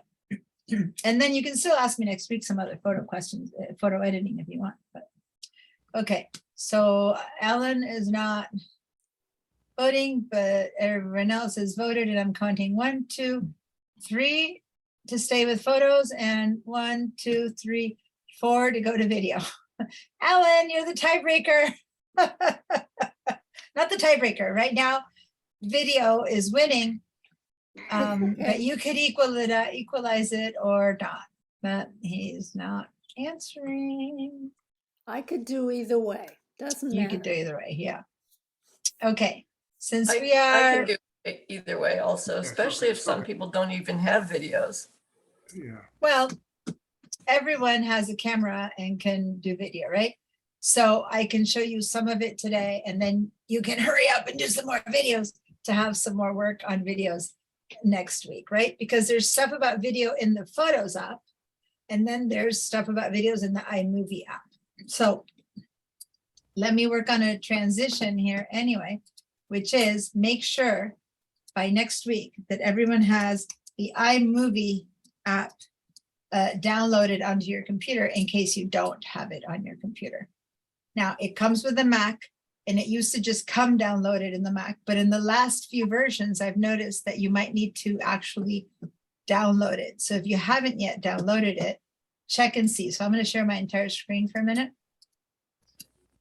And if you don't find it in your dock, then you can open your Finder window. And hold on, why is my Finder window appearing on the other side? Over here. Then you can open up in the Finder window and head over to your applications, and then go to the letter alphabetical order iMovie. If you have it there, good. That's the iMovie app. If you don't have it there, then you might need to open the App Store and then go to search for iMovie, and then it'll give you this one, and you can download it, and it'll be free because you have a Mac. So it's the iMovie, it's the big purple star, not other versions of it. That's the one that's the basic one that comes with the Mac. What's it look like? I didn't see that. So here in my dock, it's this like big purple star, like the Hollywood of Fame star, walk star kind of thing. That's the iMovie. I just see your picture of your hands. Where's the iMovie? Yeah, let me change back the background. Hold on, I changed the desktop and it does become a bit confusing. Let me go back to the regular background, only because it's easier for teaching. So down here in the dock, see this little icon that I'm pointing to? It's a purple star. What's it called? iMovie? iMovie. I put it in the chat. It's iMovie is one word, iMovie. So again, if you just go to your open a Finder window down by this little smiley face window and then click on applications, you should see by alphabetical order, that's the iMovie app. If instead you're viewing things as icons, then you'll scroll up and down until you see a purple star. There it is. If you don't have it anywhere, you can also search, go into the spotlight, which is this, this on the far right. Now my mouse is moving. Let me turn on my spotlight so you see my mouse a bit better. So way over here, I'm moving my mouse into the direct top mouse. You see that little search bar, and then you can write in the spotlight search iMovie that appeared. And again, all of that should show you if you have it. If nothing pops in, then that means you don't have it. So your plan B is to go to the App Store, which should be in your dock. And if not, again, you have to find the application in the applications with the App Store and open up the App Store app under the A right there. And then App Store connects you to things that you can download, and you would write in here iMovie and iMovie for Mac, and anyway, and then that's the one, again, that little star. Say open in my case, because I have it installed. If it says open, that means you have it installed. You need to find it. And if it says get, that means you don't have it installed. So click on get and it'll download onto your computer. Okay, so. No, Yes. I'm sorry. I think I got lost because I went right away to the photos and click on the media types, and I was going to use just the videos there. I didn't see any video. I'm sorry, I didn't see any iMovie on my icons on my menu. Okay, so in the Photos app, we're going to deal with videos here. Yes, we're going to deal with videos here today. But then next week, we're going to move on to what you can do with videos in the iMovie app. Okay, so it's not the Photos app. So we're going to work with videos inside of here. But then to continue forward, I'll show you what the limitations are of video in the Photos app. So then the app we're going to use next week to string together a bunch of videos to make a movie out of it is the iMovie app. Okay, so if you're not sure you have it and you want to share your screen, I can help check and see if your computer has the app that we're talking about. Now I'm going to clear all your answers and then give me a yes if you found our movie on your computer, and no if you didn't find it and you're not sure if you have it and you need to know help from me to find the iMovie app, because that way. Okay, so now go over to the far right where you see your name on your desktop, way at the top right, the Finder, way at the top right, not in the Photos app, way on your computer, to the search, to the spotlight.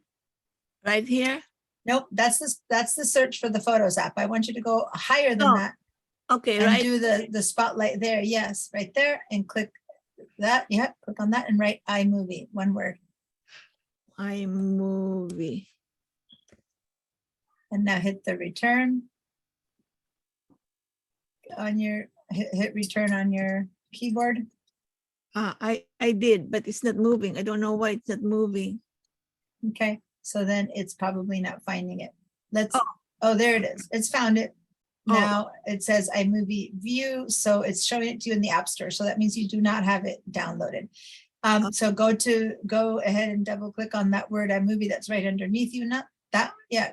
Right there, double click on that, and it's going to open the App Store for you. Or hit the word view, and it'll open. There's the App Store. So it means you didn't have it downloaded. Now, again, it used to download automatically with all the apps when you just updated your OS. But the last OS update, I've noticed that it didn't download automatically.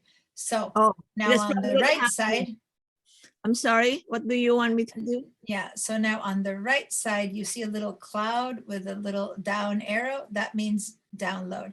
So click on that little cloud and it'll download. And up there, you cannot complete. macOS version 1.5.1 or later is required. Oh, Have to pay for it? no, it's not that.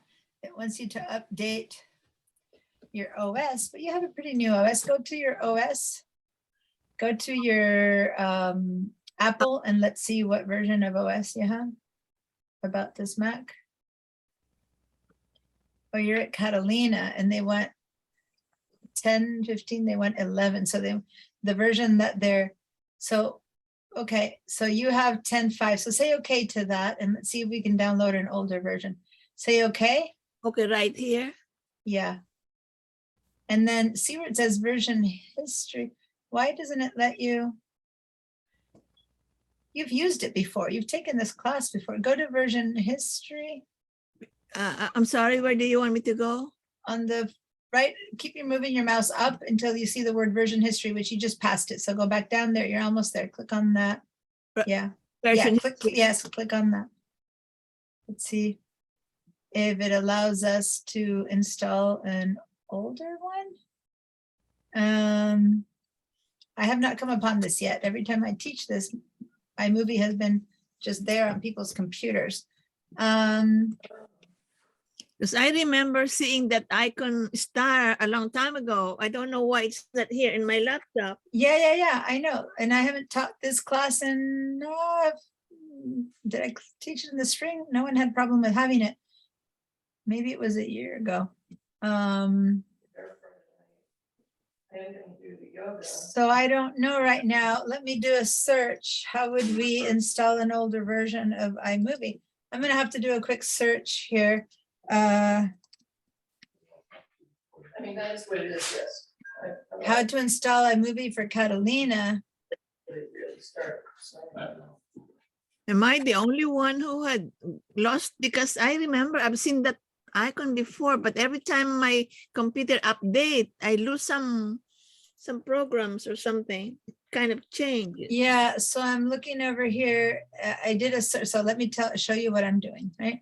So I'm stopping your sharing. And whenever I don't know how to do something, right? Someone's talking in the background of some person's computer. I don't know if it's maybe Tracy. I'm going to mute her. I think that helps. So Alan, you weren't here. We were making a vote. So since you weren't here, we voted without you. And the question was, do we do more photo editing or do we move on to video? And you would have been the tie vote, tiebreaker. But we just decided to begin to move on to video. But if you guys have any more questions about photos, please feel free to keep asking today or next week. But right now, I'm just making sure that everyone has the iMovie app, which we will use next week. Today, we're going to keep working with the Photos app to the extent of the capabilities of working with photos in the videos in the Photos app. So what I was just saying is Yolanda can't download it. It said it needs to, she still has Catalina and she's trying to download the iMovie, which used to be on computers, but when you updated, it looks like it didn't install. So see, a lot of people, I Googled and I said, how to install a movie for Catalina? I just Googled it. And obviously there's a lot of questions and people have been having that question because clearly is my movie still for the Mac, what's happening? So how do you download iMovie for Catalina? So I'm just going to a search to find out what's happening. iMovie won't download for Catalina, what's happening? So I'm going to click on one of these questions and check and see. And this is the Apple community where Apple people answer these questions or other Apple users. So it says sign in at the App Store, click on updates. You won't be able to download the current iMovie version because that would require Monterey. So you would need to upgrade to Monterey first. If you cannot, then update, reload a movie 10. Drag your movie 10 out from the applications folder into the trash, but do not empty the trash. And skip the add movie 10 forever deleted it. Sign into the App Store. Okay, it's a whole workaround. It's a whole workaround. That's interesting. Diana, if yeah. I'm the only one having this problem, let's just move on then. And I'll just. I'm not sure if the only one. Go ahead and tell me. Did everyone else find iMovie? Yeah, give me a yes if you found it. So I'm going to clear your feedback. Give me yes if you found it. No if you cannot find it or need help finding it. the way Yolanda was, because I'm not, this is the first time, I've taught this forever, and iMovie has always just been there on people's computers. So I'm not sure why it's not right now. So someone started speaking, someone said, yes, but, so who was that? Okay, Dagmar, yeah. I have it here, but I can't seem to open it. Well, let's see what's happening. Go ahead and share your screen so I can see what you mean by. Maps, share screen. Okay, got it. See, I have that. Okay, so that one is, that means you have it. In fact, if you can click on the word open there, that's right next to it, then that will open it. And now it's opening. So this is it, but we're not going to use it today. So go But ahead and quit. there isn't anything in it. Exactly, because you haven't made any movies yet. We'll work on this next week. Okay. So go up to the word iMovie and quit, and we'll merc movies. We'll work on it next week, but you have it on your computer, so that's fine. Is that it? Alan, you haven't said yes or no. Do you have it? Yes, I have it in my computer, but I use Final Cut Pro, which is more powerful. Yeah. But Yeah. And I I use didn't bother. Premiere. I use Adobe Premiere because that's what I use for editing. Final Cut Pro, Adobe Premiere, they're the professional versions, but I'm telling you, you can do a lot with iMovie. So there's no need for the professional versions that can do everything under the sun. For the 99% of what most regular users to put videos for families, to put it on social media, to do a little video to edit for, show the trip you did, or for your job, the product you're making, for all of that, iMovie is perfectly good enough. It's very powerful. So, Tracy, do you have it? Yes. Okay. So if the only one who doesn't have it, Annette, do you have it? Okay. So then if the only one doesn't have it is you, Yoli, for now, let's stop. I'll research a little bit more, see if I can send you a better answer to how to do it. But obviously there's some issue with the Catalina. I'm seeing a lot of different articles that explain it. So I'm going to see what's happening and why it stopped working. The newer version clearly needs, it's not ready. It doesn't work for Catalina. So for now, for today, it doesn't matter because right now I'm going to keep working inside of the Photos app.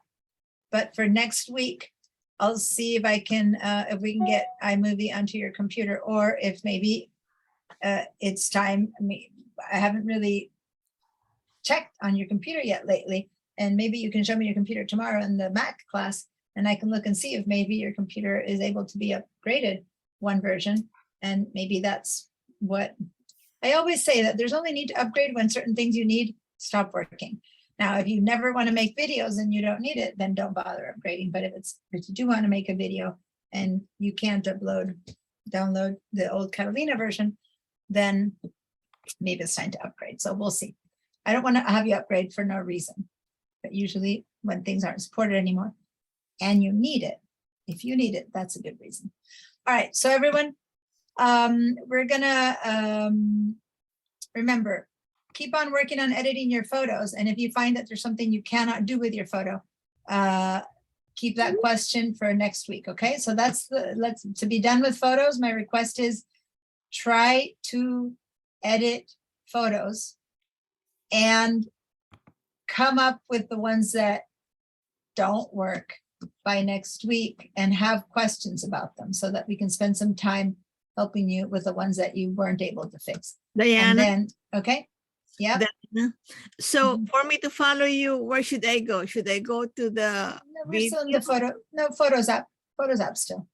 Where is the Photos app? The one that we've been using all this time to edit photos. So I'm not changing app right now. I'm back in the same one that we've been using. I'm sharing you my photos. So we're in the same spot as usual. Okay. Okay, thank you. So you were there. So I'm not changing from app today. Now, if you have any videos in your Photos app, you will see it right here under media types, under albums, media types. We can click here on media types and open up and then click on the word videos. And any video that you have in your computer will show up. And you might have, I have 24 videos here. You guys might have one, you might have 500. It depends. But this is where all the video, anything that the computer recognizes as a video is going to be. Okay? Mine are called slideshows. Is that a video? No, it's a slideshow is well, it's videos made out of a slideshow, but it's not the same as a video. So have you never with your phone or a No. camera pressed and taken a video of a moment or a situation? Yeah, I know what you mean. Okay, so a film, a movie. So on your phone, you would just put your camera, and I guess I'm just going to the phone mode, but you take your camera and you put it in video version. So here's the thing.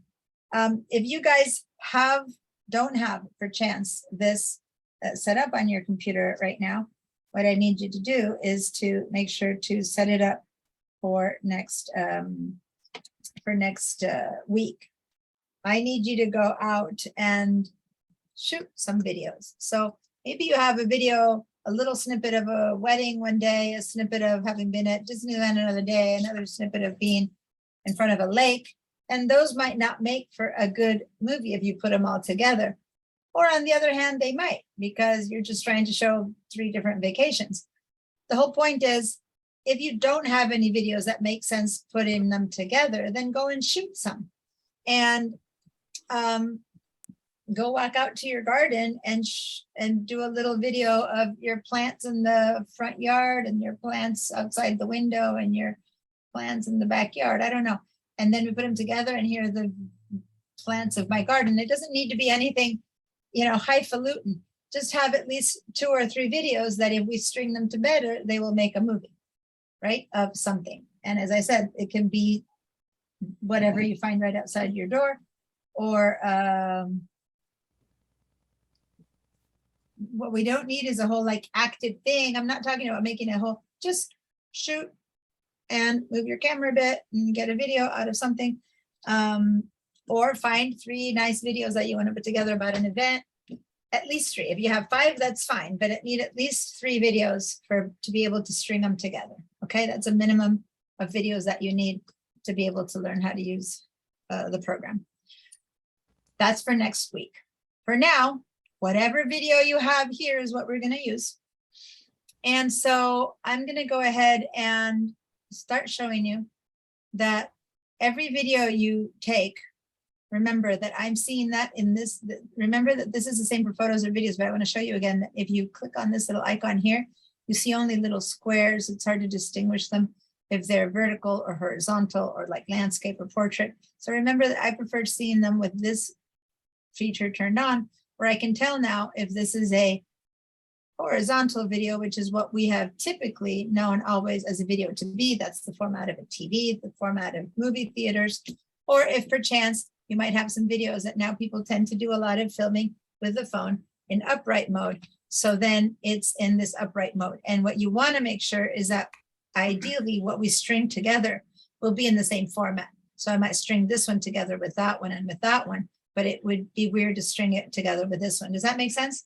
So keep your camera ideally in the same position when you're going to string them together. That said, you can actually still put these together, but it doesn't look as good. Now, before we would never have considered, there was not the existence of filming this way was always seen as wrong. Well, guess what? Ever since social media came on, it's not wrong anymore. And social media, in fact, is all made of videos, not all, but a lot of it is made of videos pointing upwards. And in fact, the biggest social media, the biggest app that's growing in social media at this point, and believe it or not, however much you might go, oh my God, really, is TikTok. TikTok is ridiculously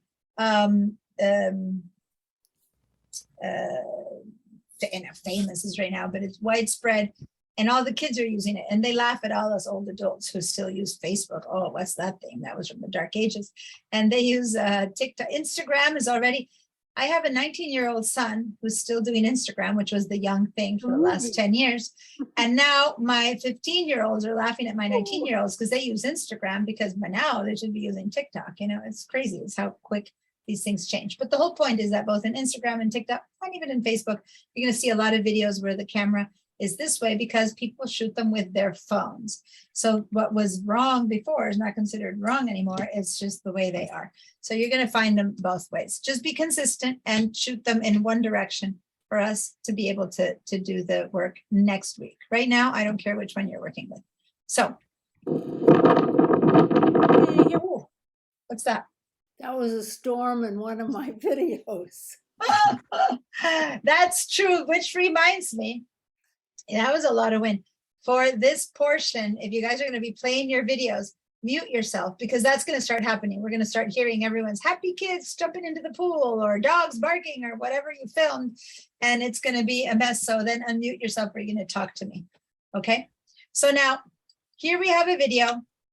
I can see right there the timing. It says 21 seconds. And if I hover over here, it says 27 seconds or 16 seconds or 59 seconds. Ideally, your videos should be relatively short. This is the longest one. It's a whole minute, 7 seconds on this one, 3 seconds. So ideally, videos take so much space on your computer that ideally you don't sit there in too long videos. But if you do, you'll just use up your computer space much sooner, right? So I'm going to go ahead and I want to see what this one has, right? So I'm just going to click on it and there's a choice where you can have the videos to play live when you hover over them. That bugged me. And so I turned that off. Is that on for you guys? If you just hover over it, is your video playing? Maybe it bugged people a lot and they all turned it up. What do you, is it, if you hover over it, it's not playing. Okay. In the past, you would hover over the video and it would start playing, but then you'd have all this mishmash of sound. So that's good to know that it doesn't do that anymore. I just didn't know if I had turned it off or if it wasn't doing that. So if I want to play this, I can hit the space bar to make it bigger. Okay, hit the space bar to make it bigger. And then I have the tools to play it. And now I'm going to click. And that's my video. Oh, I clicked on it, right? So did you hear my sound? Does the sound come up for you? No. Okay, good. Because through my headsets, then you can't.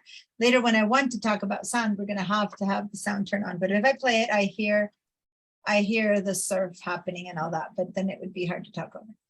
Okay, so that's what you do to play it. Mute yourself and go ahead and play a video. Now, if I want to forward, if I don't want to wait 19 seconds to see what happens, I can grab this little bar here and then just advance it really quickly. So I can see all the little birdies running in and out and putting themselves. That's my video, right? So I'm going to play the whole thing, or I can just click here to go quickly to that point, or click here to go quickly to that, quickly to here, and then I'm going to just do the final, right? So I was just, oh, I hit the space bar again. I'm sorry. I'm so accustomed to starting and stopping it with a space bar, which is what I do with Premiere. So we're basically following these little birdies until they get to those rocks. That's the whole video. So I can just grab here and drag it really quickly to move back and forth, or I can just wait for it to play on its own. Okay, so that's this little video. Now, does everyone have the same tools? I know that at the old version, the version that maybe used to be on your computer, Yoli, that isn't there anymore, there was a different set of tools. So does everyone see their video playing tools exactly the way I'm showing them right now? Just to see if there's variations of. Yes. They're the same, okay. Last time I taught this, people still had the old version and the new version, and it was quite different here. So I'm just trying to make sure that everyone has it the same way. Okay, so now that's the same. Now, if you want to play it without the sound, you can turn it off right there and you mute the sound so that you can yourself hear me speak and the class talk while we are playing this right now. If sound doesn't matter, just turn it off. So that's the quick mute in order to just be able to go back and forth. Now, this is kind of like called the timeline, in which I go back and forth on the timeline. And this number is telling me how far I've gotten. I'm 17 seconds in, and this is how much I've got left to go. I have 4 seconds left. Okay, so on this side now I have 2 seconds left and 19 seconds in, et cetera, et cetera. Now, if I want to see this filling my screen, or no, sorry, if I want to see this on my on another monitor or like on my TV, if I click on this, it's showing me that it's on Diana's Mac, but you could also connect this to show on an iPad or on a TV or in another situation. So that might have a different connection depending on your connection and where you're showing things. That right now is immaterial. immaterial, how do you say that word? It doesn't matter. Okay, so what can we do or not with this video here in the in this application? I can edit it. I can go and do the same editing that I did to photos. So I can click here on edit. And then the exact same choices present here that presented for our photos, but there's some more. There's stuff going on down here. I'm gonna ignore the stuff down there at this point. And all I want right now is to see, really, you can play on editing the art, the photo, the light. Yes, you can. You can go into my colors and I can make my beach scene more intense. So I'm making it look neon, or I can make it black and white, okay? I can go in and just make my colors more intense. I can go over here and make it darker or lighter. So basically everything I've been teaching you right now, I can, for the photos, I can make my my image be more contrasty. Okay, so if your video wasn't very well done, you can work on that. On top of that, notice that my horizon is not very straight. Can you see? It's kind of crooked over there. Now that might change as I'm moving my camera before and after. So I need to run it a bit to see if it's true that it's crooked all the time, because I could correct this crookedness, but since my camera is going to do that, maybe I don't really want to correct it. So how do I run this video up here? Down here's the timeline. And this little ball that's right there, I can grab this little ball and I can, no, not this little ball, that's the poster frame. I can grab this little box here and just drag it around and I can see how I'm going back and forth. Now, as you can see, I ended up pretty straight. So there's nothing really there to straighten. Over here, I'm a little bit crooked, but in the end, that's just, you know, camera errors. I couldn't fix like one frame and straighten it here without it being really crooked at the end. Does that make sense? So it's not like I can correct frame by frame to straighten only that little bit so that the whole thing's straightened. So if the whole thing had been set on crooked and I'm just filming the birds here, I could have straightened the whole thing. I could have gone over here to crop, just like we did with photos, and I could have just straightened it. But in this case, if I do that, so now that is straightened, right? So if when I go back to adjusting my timeline, the ending is going to be crooked. See how the ending is crooked? Because the whole thing changed. So that's not a good idea. So I'm going to go back to the crop and I'm going to reset that crop because I don't want to adjust that. So the cropping works, but it affects the entire piece is the point I'm trying to say, not that one crooked image. All right. So now if I want to play it in this mode to see it all, I click on this little play right there. And that's my timeline right there. And it's showing me where it's going. I'm going to turn the sound off again so I can hear myself speak. And then now, yes, I'm sorry, I edit in Premiere all the time. I told you I'm editing a video right now. And the space bar starts and stops the video. It's the shortcut to start and stop the video in Premiere. So now every time I'm playing this, I want to automatically start and stop it with this button, and it's not. It's walking me out of this mode. So I'm sorry. So I have to actually start and stop by using this. Or I can just join back and forth. Now, see how every time I click here, one of these things, it says make poster frame, makes poster frame.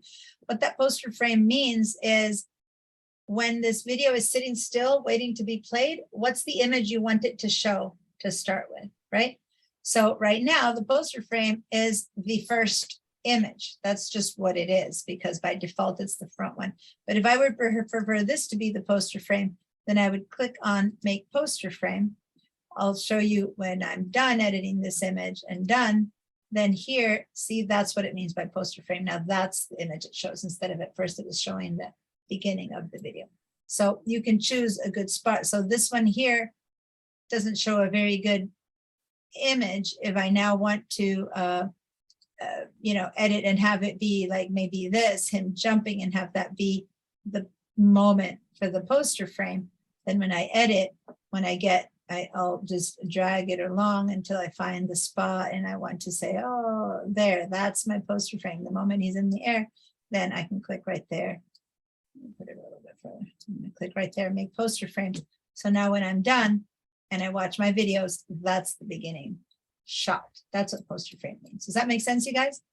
Mhm. Because just because you started there doesn't mean it's the salient point that describes that video to you. So that's how you change. That's the poster frame. All right, I'm going to go back to this one and I'm going to hit return again to get straight into edit mode.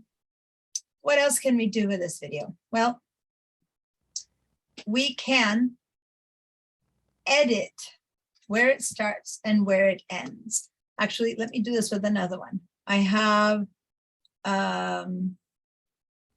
here's the 59-second, right? So it's long. So I'm gonna hit the return to go directly into edit mode. Here's the 59-second video.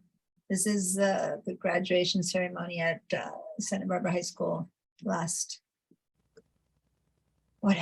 year when my son graduated, right? And so it's really long.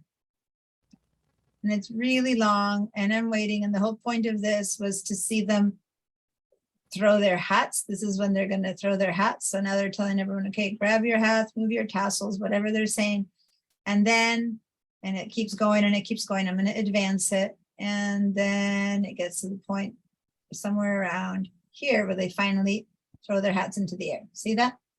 So say that I don't want the whole thing, the whole minutes, and all I wanted is to see this portion of it where they're throwing the hats in the air.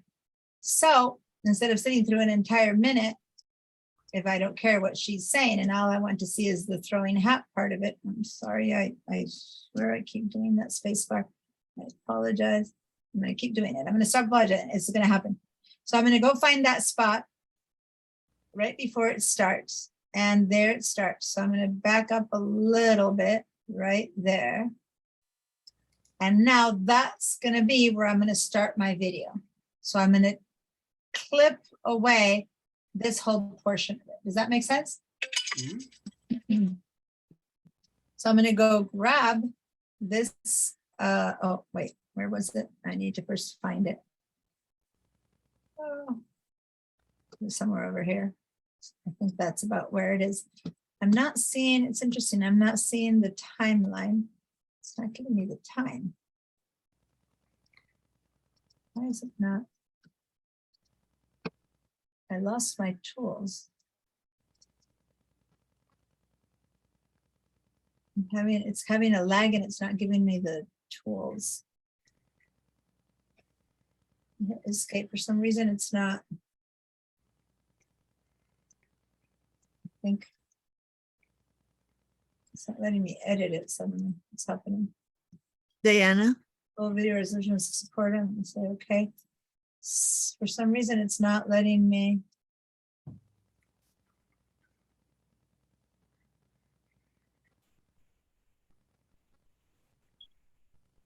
I'm reading, it's telling me that this is a interesting because a friend gave me this video. Let me get the info for it. No, this was not a friend. This was mine. HGVC. Oh, for some reason it's telling me I can't edit it because it's the wrong. I think something I need to stop my share. Many times things go weird when I'm on Zoom because things don't work as well. Let me open it as well. I've been able to edit that video before. So yes, while I'm opening my thing again, can you ask your question? Yeah, when you said, do we have the same tools that you have? And I do have, but when you click on to mute, to mute the sound, mine did not work. Mine did not do anything. Did you hear the sound on yours? Well, if I click the triangle, but you said turn off the sound so that it will not. I mean, I am muted now. I am not mute because I'm talking to you. But I'm going to share my screen again. So you mean if you press this and you hear, turn this on and off? Mine doesn't do that. Mine does not have that thing to indicate that you are muted. So since you have Catalina, your video editing is a little bit different. That's why I said, do you have the same tools or not? So go ahead and share your screen. I'll show you how to do it on yours. On Catalina the Photos app for editing videos operates a little bit differently. Share your screen. So see that, let me see. Let me just move it to, can you see it without me moving? Yeah. So right there where Mhm. my pointer is, when Yeah. when I click that to mute. Yeah, because in your case, it's a little bit different. Okay. It's a slider and you're basically have your slider set at mute right now because that little round ball, see, grab that ball and move it to the right. So right, yeah, and that raises the sound. And so now if you play, you should have sound. And then if you click on that and then you click on that one, it moved all the way down and it turned the sound off. Oh, I see. Oh, I see. So in other words, for it to have that X to mute it, I have to move. No, it's okay. Your video, your window is presenting differently because you have Catalina.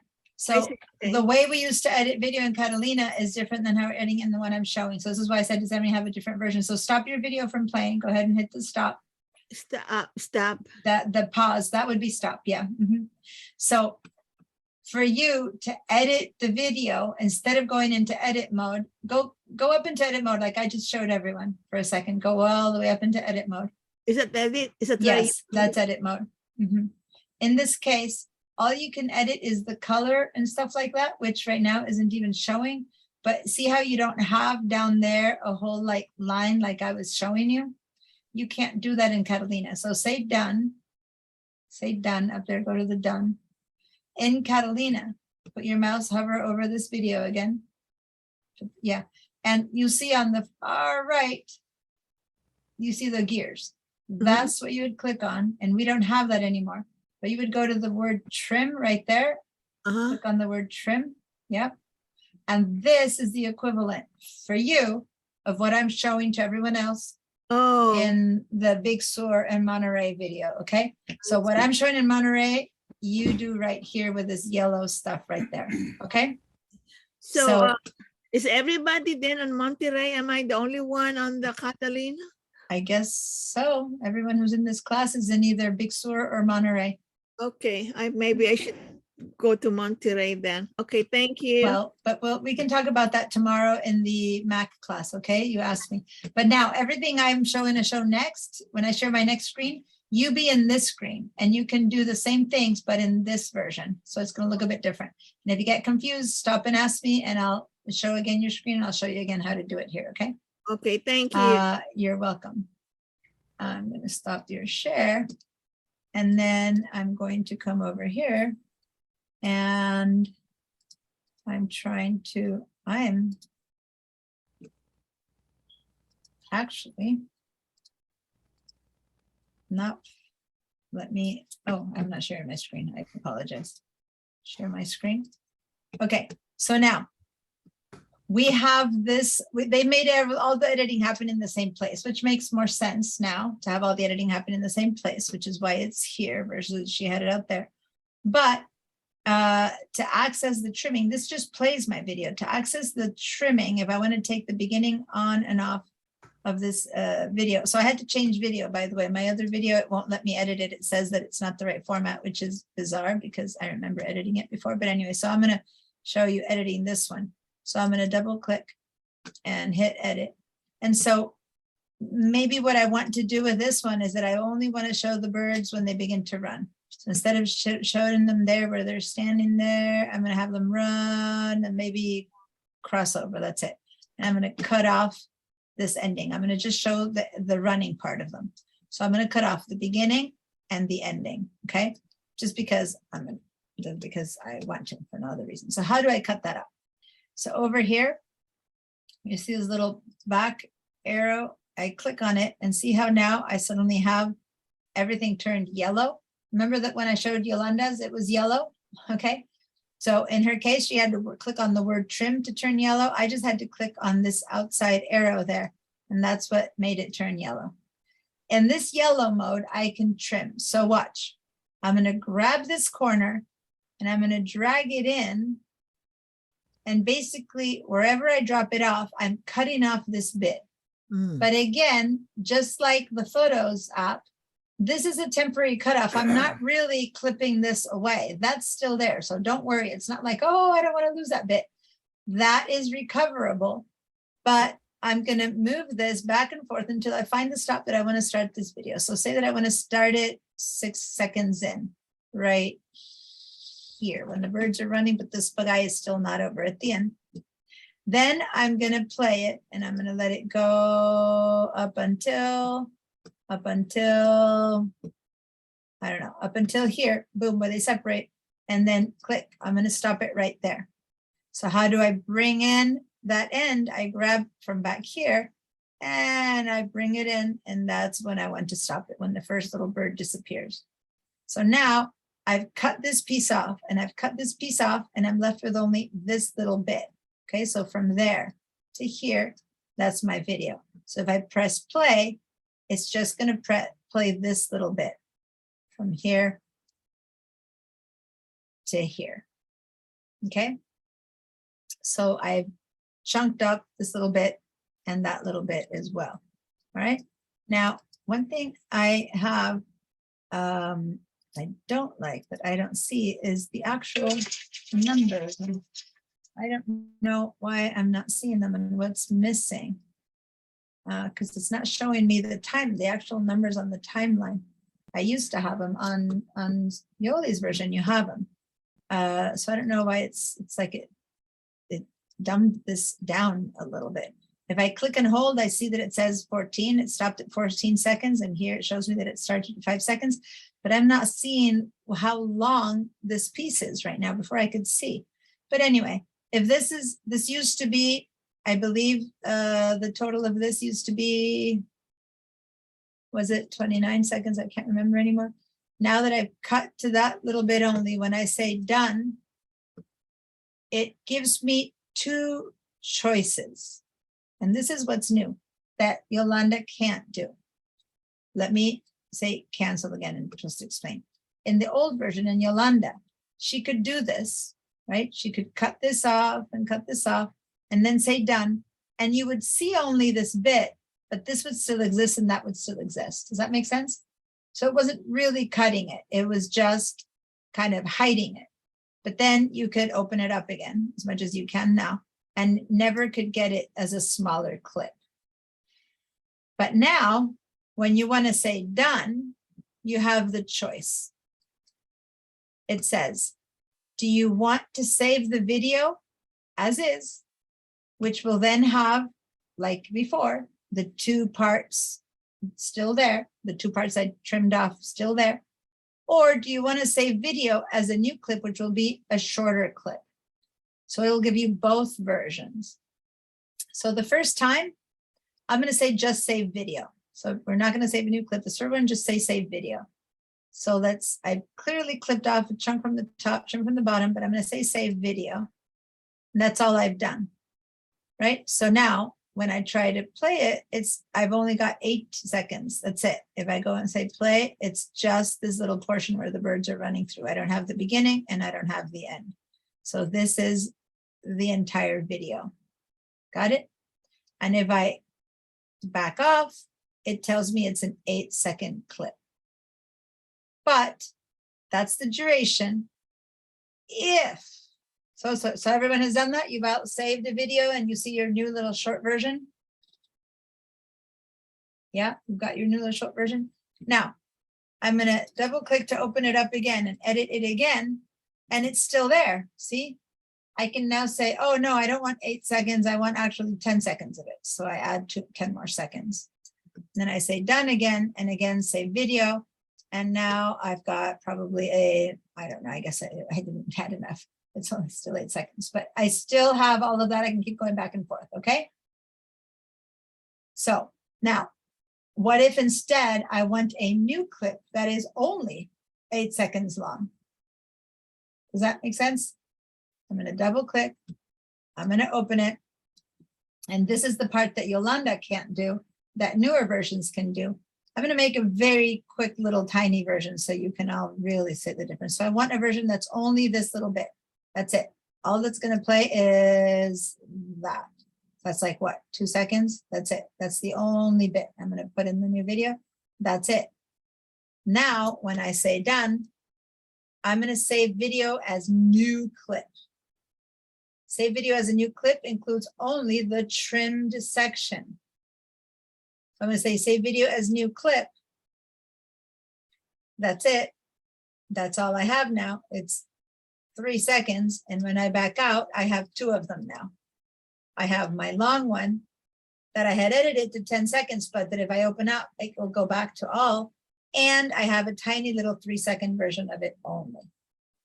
So you can go to all your videos and highlight just the pieces that matter, especially your long ones that you had, like, you know, a 4-minute video of something, but really you only have 2 minutes here that mattered, or 20 seconds here that mattered, or 40 seconds here matter. And you can make a few little shorter clips instead of having to sit through the whole thing. Does that make sense?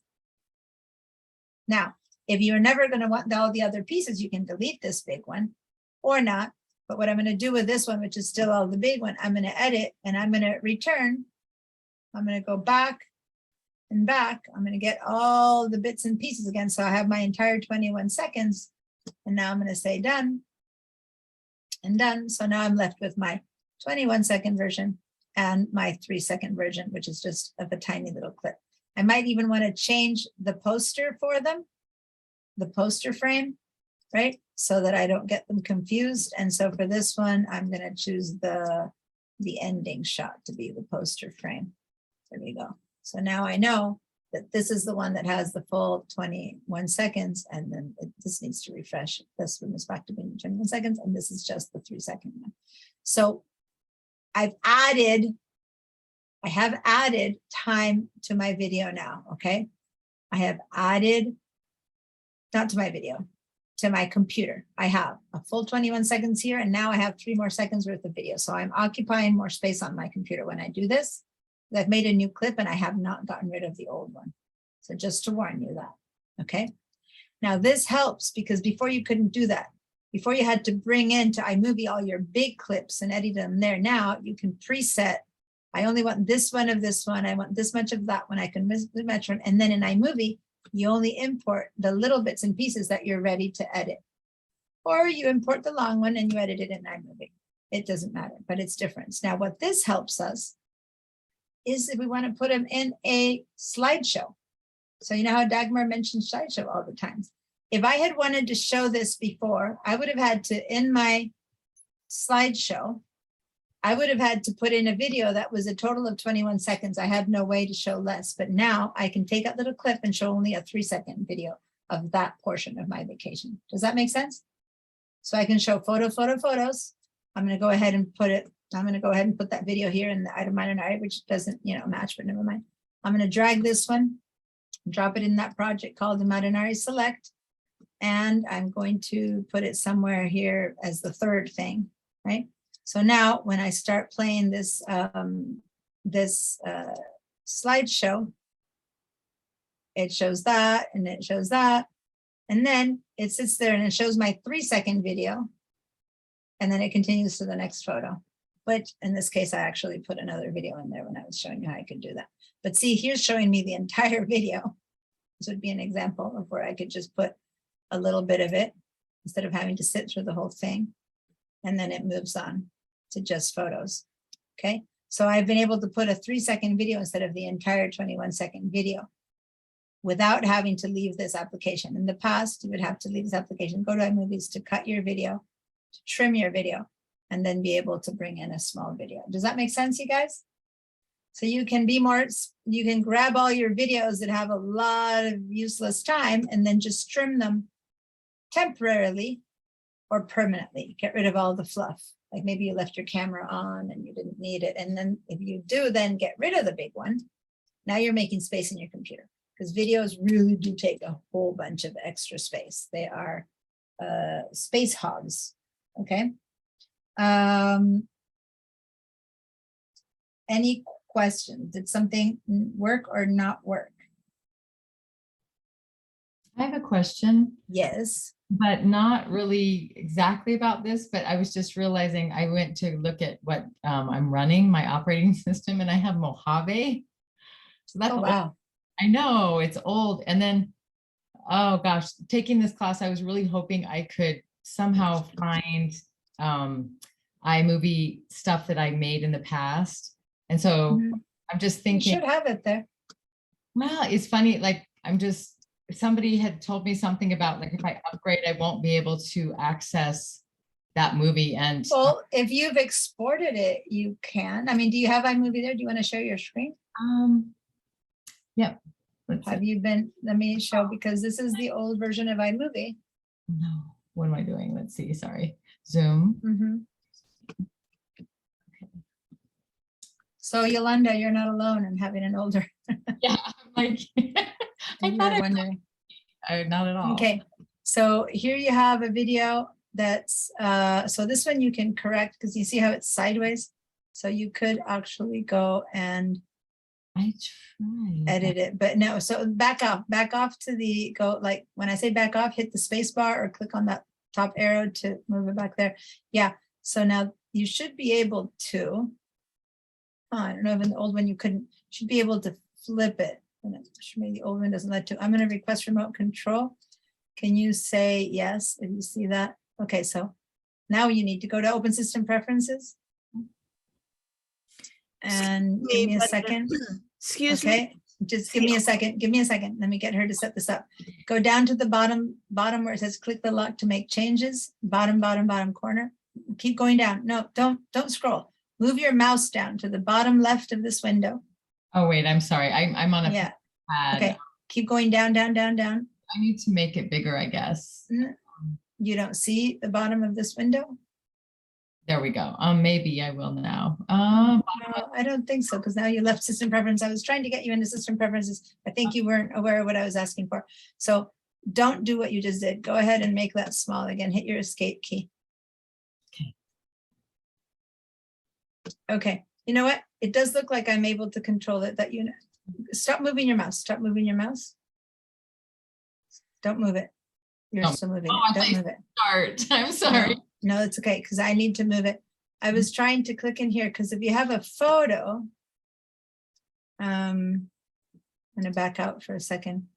No, it's not letting me do anything. So it's not working. You need to go to your system preferences. Go and open your system preferences, which is where you were at. Okay, now this window, bottom of this window, you see a big lock? Go to the bottom. Keep going down. Your mouse isn't down enough yet. Go down. Now this is Zoom here. So there's Zoom there.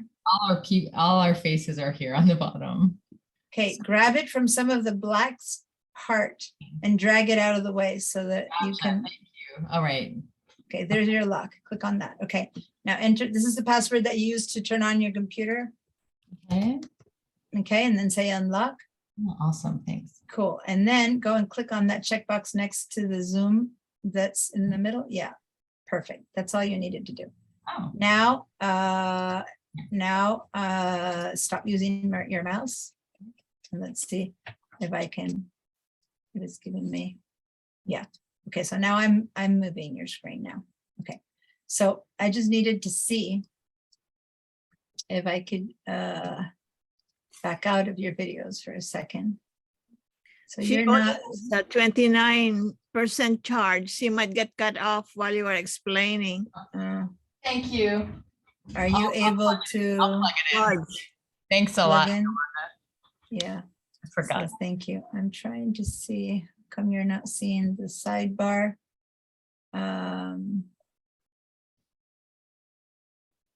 I'll show toolbar inside of full screen. So yeah, you seem to need to go to full screen to see your, there it is. I just made it a bit bigger to see your sidebar. So you might not be seeing some of this because you have Zoom there, but I wanted to go to a regular photo. And I click here on photos. And sorry, it's taken a while in part because of your computer and in part because you're on Zoom. I just wanted to click on a regular photo. It's not responding. Can I Okay, get my upgrade? what's that? I wonder if I can upgrade to Catalina or, Click on your Apple up there. Go ahead and move your mouse because I can't click on your Apple. oh, now it's just spinning. Yeah, let me stop your share for a second because when you're sharing, things get even slower. So now, is that still spinning? No, Okay, so go to your Apple okay. and open that and now share your screen again.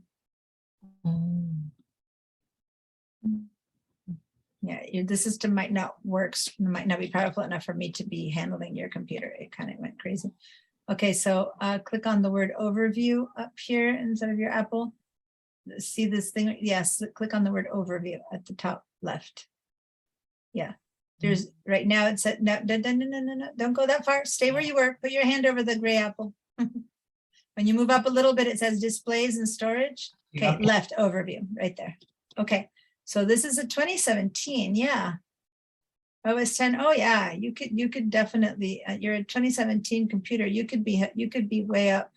You could be up on Monterey, on Catalina. You're definitely ready for an upgrade, and that would really help. In iMovie, I won't lose if I. Well, that's the question. Yeah. Can you open iMovie? So do you have many things open right now? I have too many things open. Hold on. Before you do that, go and close your Chrome, close your Safari, go to the left to the Finder, and no, don't quit photos, which you did. That's okay. That's all right. That's all right. Go quit your Chrome, quit your Safari on the left side. Oh, okay. Yeah. And then quit that. Yeah. And then you have guitar, go down to GarageBand, which takes up a lot of space, and quit that one. Phew, that's the biggest one. And then the terminal, quit that one. You definitely don't want terminal open unless you want to mess your computer. Cool. I don't know why that keeps coming out. But So now that and go to Safari again and close Safari, which seems to be, no, there it was. Now it turned off. Okay. And now you can close search this Mac and now open your iMovie. Okay, so now that you've done, say cancel. That was a music that you were trying. Okay, so now click on iMovie. So this is the older version of iMovie. And no, this is GarageBand. Go up to the top and say quit GarageBand. So for some reason, it says it's iMovie up here, but GarageBand. no. It's probably because quit GarageBand. It's like you're in the middle. Were you using it to edit something? I put GarageBand into this one movie I was making. Okay. Yeah. So that's why. Okay. So now it's closed. I just can't, your computer won't be able to handle both and zooming. All right. So Okay. now let's go to your projects. Go up to the top where it says projects and let's see how many projects you have. So go up to the word project, one up, right above where you are. Yeah, hit projects.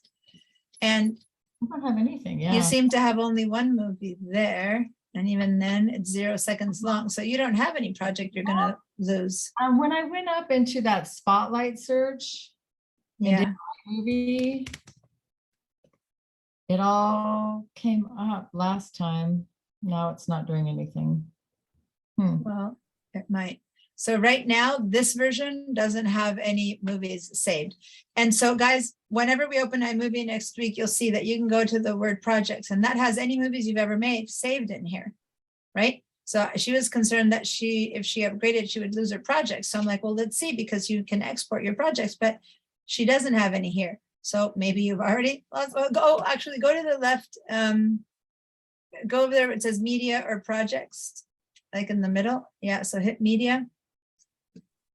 You have something here that's 2017, but there's nothing in it. So right now, as far as your iMovie is concerned, you have nothing to lose. Go ahead and quit iMovie. Okay. Go up and say quit iMovie. And what we should do is look and see if you have movies in your computer that you've made. Do you remember making movies in iMovie? Yeah, I did. I did a very. Okay, like, don't open photos yet. Go to your Finder. Now you've opened photos, it'll open. But since I'm trying to keep it, so it's okay. Go to your Finder. Okay. Because if you made any projects where they would be, go to that little house that says Elizabeth. Mhm. Yeah, Okay. click on that. And then go to movies. There you go. So under movies, you seem to have Allison Armstrong, and then you have session 1, session 2. You seem to have files here. They're not necessarily Screen. shares. Yeah, but this isn't necessarily movies. Yeah. None of these are movies. No. So nothing. Can you make the window a little bit bigger on the right or scroll to the right? I want to see what's on the right side.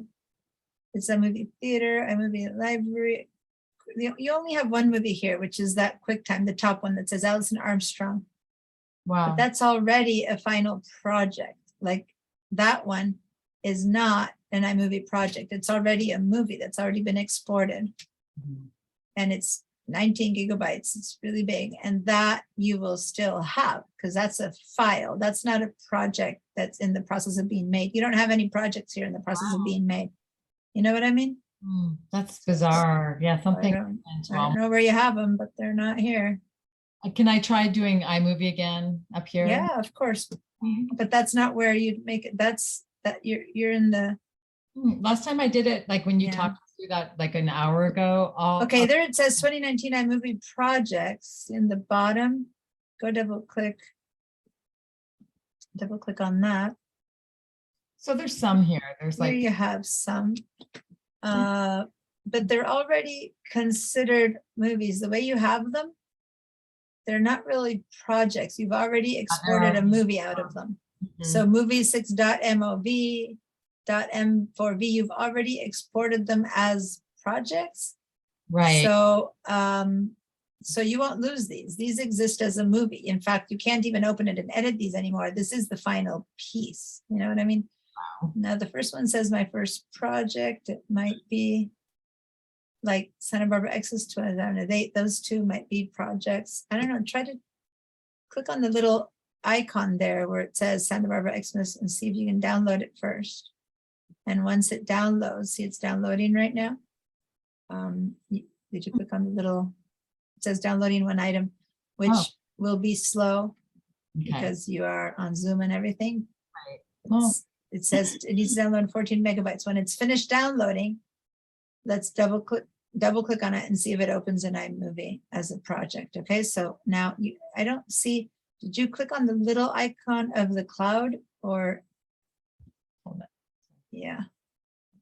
Yeah, and it says it's downloading. So I'm going to stop your share to give it a chance to finish downloading. And if you see that stops having that little cloud, then when it's finally downloaded, go ahead and double click and see if perchance it opens up in iMovie. And if it's a project, then that's good. But if so, it should be able to open in the new version of iMovie too. But I'm not 100% sure. I'm going to keep going with what I have. I'm not 100% sure because I was surprised to see that Yolanda's didn't accept her old version. Mojave's even older than Catalina. So I was surprised to see that hers wasn't even there. So I'm not 100% sure that your old project would be compatible with a new iMovie. I haven't heard that it's not, but your friend said so. And if they work with it, they might know. I'll do a research this weekend and see if that's so. Okay, thank you. Yeah. I think there's always a way to transfer. Like you don't want to lose the stuff all done in the past. I know that in my new computer, I have Big Sur, not Monterey, but I know that in my iMovie in Monterey, I can open up the video I did 4 years ago for when Santi needed a little clip of something for school. It's still openable. So I don't think it's not openable, but I'll check. All right. So has everyone done a little bit of editing of their cutting and making their clips a little bit shorter, or out of one long clip, you can make 2 clips and stuff like that? Have you all done something like that? And if not, then I want to help you with that. So Yoli, I can show you how to make yours. Yes, Dagmar? I don't know how to put the 2 together. Well, that's iMovie. Oh, okay. That's the whole point. That's the limitation of photos. Photos lets you work with a single clip and turn one long thing into 3 clips, for example. But to put them together, that's why we use iMovie. In iMovie, we're going to put them together We're gonna put titles, music, sound effects. We're gonna make an actual little movie out of them. The only way I found to put them together, and I kind of did this with you the other day, I made a little slideshow from videos, which is not making a movie, but it kind of worked. And then I put 3 videos together. So the other day I grabbed 3 videos and made a little project. And instead of 3 photos, I put 1 video, 2 videos, 3 videos. And then I pressed play and it's showing as first video. I don't know right now how long it is, so watch for a minute. There's 1 video. Then it segued to the next video.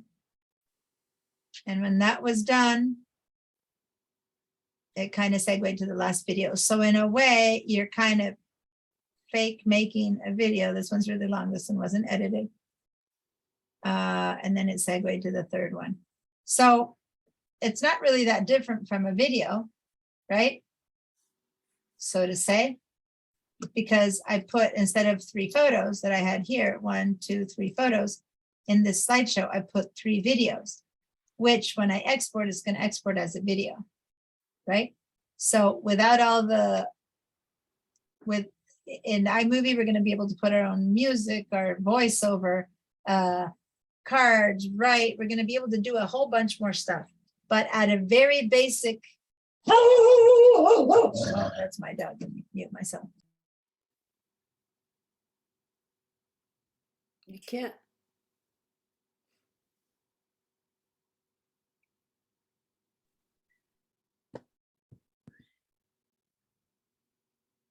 We can't hear her. No, I know. She put it off because her dog was barking.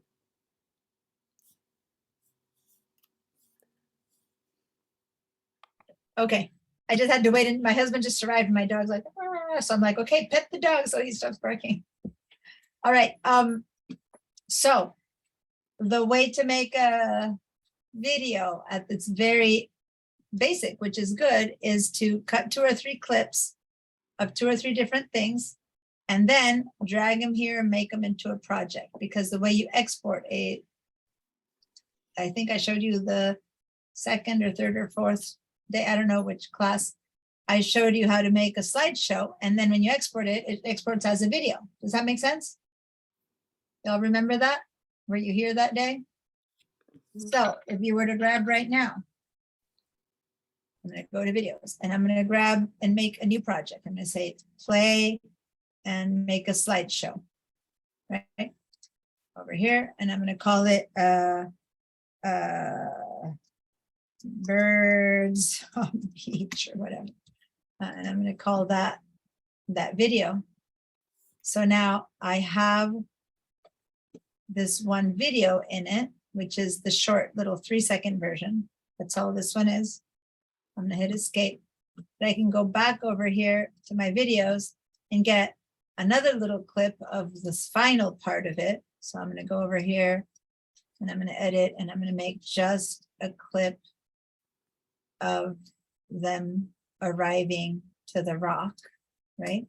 So then this is the final little bit. So I'm going to say done and save that new video as a new clip. And this one is going to be the last little bit. So now I'm going to put that birds on the beach, right? So now when I click on birds on the beach, it has 2 videos. And if I play, both are 3 seconds long. Well, I started from, so there's both of them. So really it's a video and now it's on loop. So it keeps going back and forth, back and forth, back and forth, right? So out of my 21-second video, I've created a 6-second connected video as a slideshow. So when I say you can't put them together, you can here. Now it's 99% less of what you can do in the Movies app, where you can really work with these. But this might be a workaround, maybe for you, Yoli, if you can't use your iMovie by next week, then you can try to put together a few clips in here, right? So anyway, say that to the middle of those 2 birds, I'm going to add a completely different things so you guys can see. I'm gonna add, I don't know, a couple of seconds of my chickens running around, which is this one. So I'm gonna edit this. I'm gonna grab a few seconds. Here's a little video. It's gonna be 2 seconds long. It's just my chickens. To make a little new clip. And here I have a little 2-second clip. I'm gonna go put it in the birds on the beach. I'm gonna grab it and put it in the middle. So now my video is gonna go from birds on the beach to my chickens to the ending of birds on the beach, which doesn't make sense, but just so you guys see what's happening, okay? So I'm gonna click birds on the beach, 3 seconds, then 2 seconds of my chickens on fast, and then 3 seconds again of the beach. So I'm making a video out of it, right? And it's right now set on looping, so it keeps, this makes it keep going around and around. Okay, so that might help you guys create that. And then when you want to say, okay, I'm done, I want to turn it into a video to send to someone, you go up here and you say export, and you create a low or a high or some short definition of it. I think we did this the second or third day because Dagmar and I had stayed late one day talking about it, and then I helped her work with it. But now, there we go, that's the ending. So I need to fix this because my computer is Do telling me. videos go into my projects? Videos, Because I don't have them on my list at all, except if and I wondered why. what do you mean videos go into your project? Well, Videos I are have, up under media types. well. Go ahead and share your screen to see what you're asking. Oh, there's media types. Okay, let's see. But there are no videos in there. Well, go ahead and share your screen with me. Maybe you don't have any videos. Yes, I I have don't know. lots of videos. Well, let's see. Share your screen and we'll find out because I can't tell. All right. See, I so- have 247. Okay, videos. so stop. You have the media types there on the left selected, but you're selecting all media types. So go to the little left arrow on the left and open that up. Now click on just videos. And there you go. Now you see all of your videos. Okay. I Now, think that you are that- seeing them in this mode where they're all square, so you can't tell if they're sideways or height. So go up to right above the word video, like there's a big word videos there. Click on that little icon right above the E. So move up a tiny bit more, up, a tiny bit more. And yeah, go, and click on that icon. There we go, click on that. And that now lets you see which one of these are shot upwards or sideways, Okay. so that you can see whether it works to merge them as one thing, Okay. right? So do you want to try to edit one? No. So now let me just say that you have some that are really long. So I have some that are what? I see one there that's 10 minutes, but that's the export, I believe, of your slideshow at the very bottom, the one that's called Alaska. That's the one that I believe you Yeah. created as an export from your slideshow, right?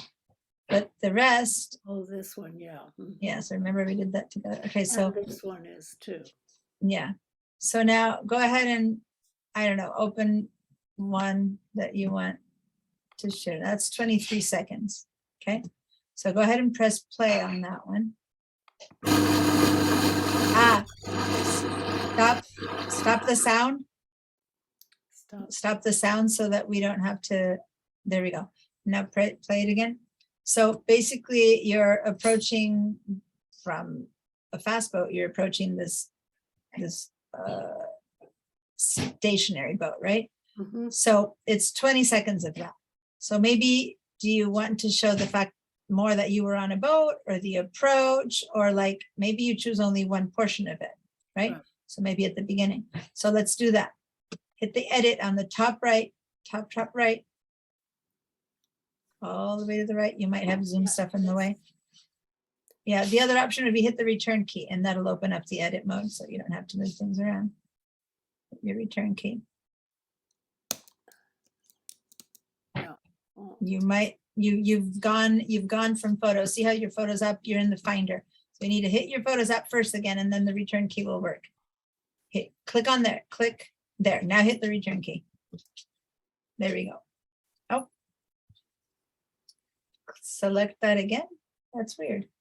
Well, Double click on your video again. I don't know why. Double click on your video again. And when you hit the return key, it went down instead of opening into the edit mode. There we go. That's the return key. You're probably getting something else. Okay. So now you have that there. Click on that arrow. Yeah. And then start bringing it in to show us only maybe the approach or the beginning or the end, but just show us one portion of it. And then maybe you want to show us the end without when you start cutting it off. So grab the back arrow and cut the ending bit off, because there you were cutting it off a bit. So let's go back until before you cut it off. okay. Okay, and so if that's, maybe back up a little bit more so we don't cut the tip off so much, just keep backing up a tad more. There, and end it there. Good. So now go and say done at the top right. I can't. And once you say done, All these things are in the way. oh, The face. Oh, there it is. Okay.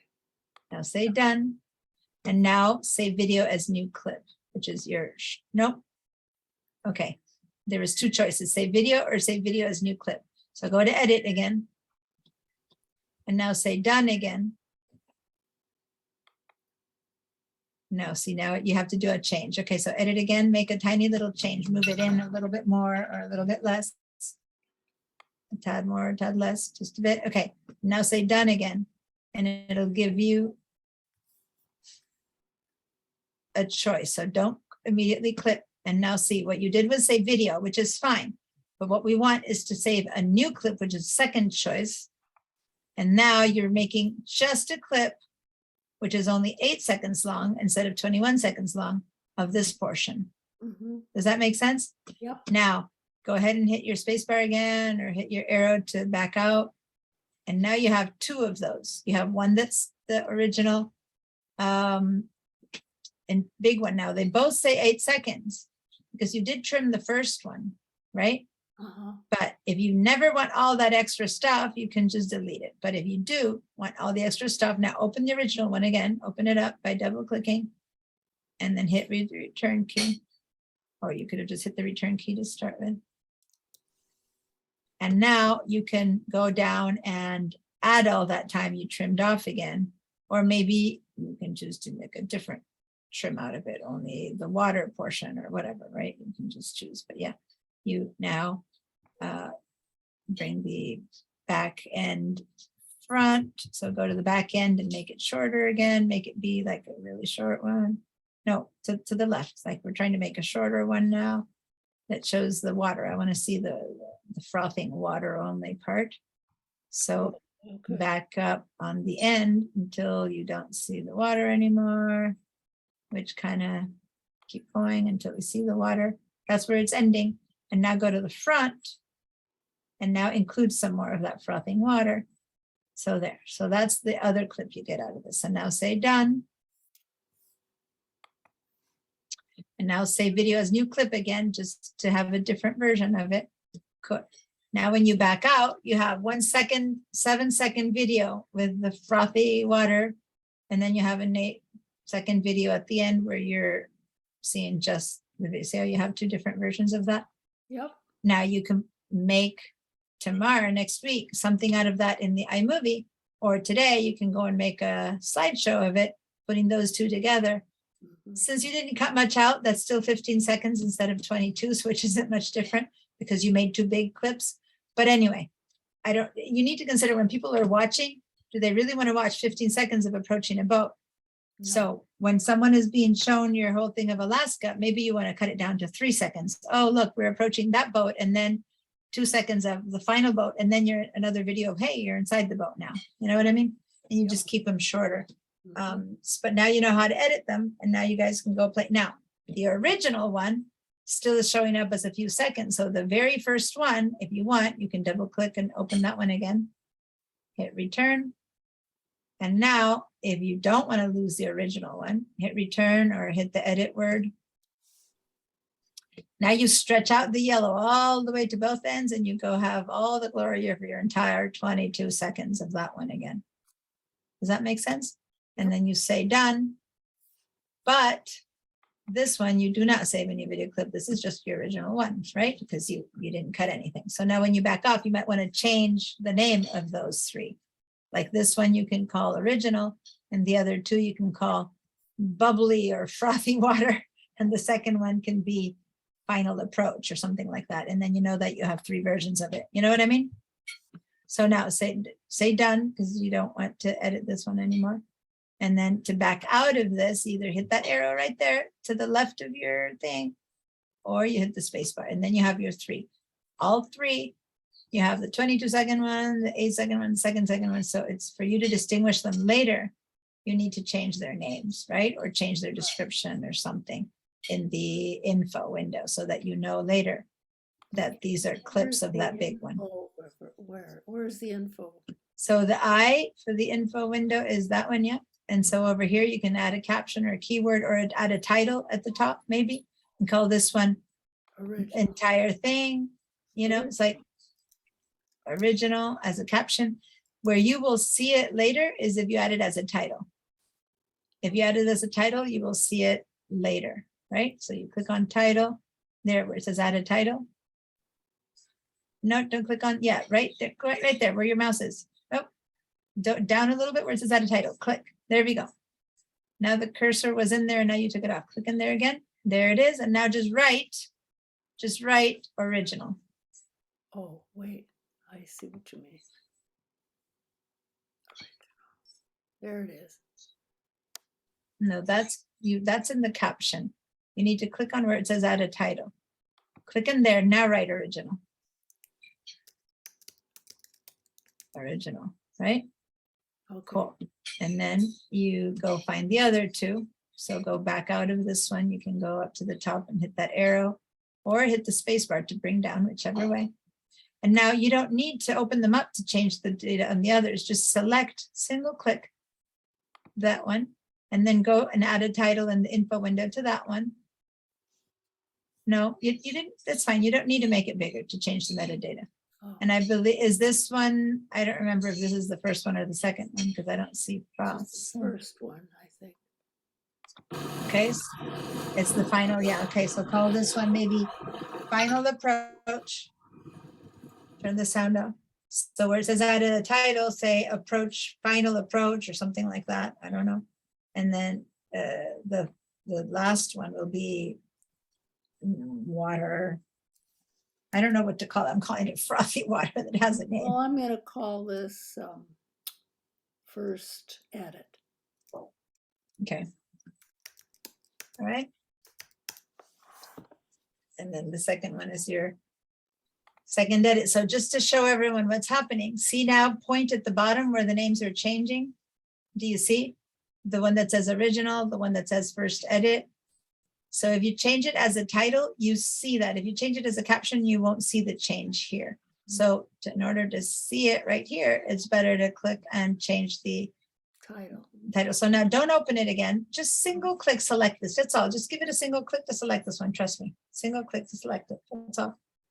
Just select it. Your mouse, put it more in the middle of the image and then click. Good. Now go to the info window. And you can change down there. It's already open. It was already open down there. So now you close it. So open it again. Now go to add a title. And you can change metadata without opening the whole file. You can just change the info window as long as the image is selected. And this one will be second edit or whatever you want. Now, let me say that in the future, when you look at first and second edit, you'll go, what was the difference? And you might not know. So maybe in the future, giving more specific edits. So you backed out from media types and now you're seeing all media types again. So go to videos again to see videos. Okay. Okay. All right. So now it's up to you to keep doing those little bits and pieces. I'm going to stop your share. Okay. Does anyone else need a hand with any of their Editing, do you want me to help you a little bit, Yolanda, with editing yours, since yours was a little bit different looking? It would be like Liz's. So Liz or Yoli, both of yours would edit the same way. I think I helped Liz already edit one of hers. Yoli, do you want me to help you edit one of yours? Or Annette, you haven't asked me anything? Okay, so here's Yoli. Okay, so that one's 44 seconds, the one that you're pointing to right now. Okay, and now you scroll down a bit so you don't see it anymore, but a second ago it was a little bit bigger and you could see that it was 44 seconds. Do you want to do a little bit of trimming of that one, or do you want to choose another one? For example, one to the left, I'm seeing the bottom of a chair. Like up there, I'm seeing the bottom of a chair. Whatever that video is of, I'm sure that I don't need to see the bottom of a chair for a while. So click on that one and let's see if there's something interesting in that one. So move up to the one above. One above that one. No, one down, right? The one that says 52 seconds, and move right up. You're skipping it because it's not in. Go down to the one in between these two. It has the bottom of a chair. I see it says 52 seconds. I'm not sure how to explain it anymore. I'm gonna hit request and then I can point to you. You'll do it, but okay. So when I'm saying, thank you. Now, this is the one that you're pointing to, or that one. And I'm kind of telling you this one that has the bottom of a chair. You see that it looks like the bottom of a wheeled chair. Does that make sense? Clearly, if you want to see this video, there's going to be no reason to see this. So let's see what this video is showing to see if we can cut some stuff out. Does that make sense what I'm showing you? I can sell that there's some wasted time here. Over here, I have a feeling there's some wasted time too, because there's some floor area. But let's work on this one. So go ahead and hit return, your return key. And there it opens up. And now let's start playing that one to see what it shows. So click on the play. And maybe the video was just, the camera was just on and it's nothing. I don't know. Let's advance it a little bit faster. It could be that your camera was on and you keep looking and I'll move forward and move forward and move forward. It's nothing. Good news. You can throw this one away. 1 minute video that you don't need anymore. So go right click and say delete one video way at the very bottom. Cool. That videos are really heavy in ways. So if you see one like that where the camera was just on, maybe the one on the left is exactly the same thing. I'm going to open that up and test it. And yeah, it would seem that it's also just the camera was left on. All right, well, that's good news. That's one more that you can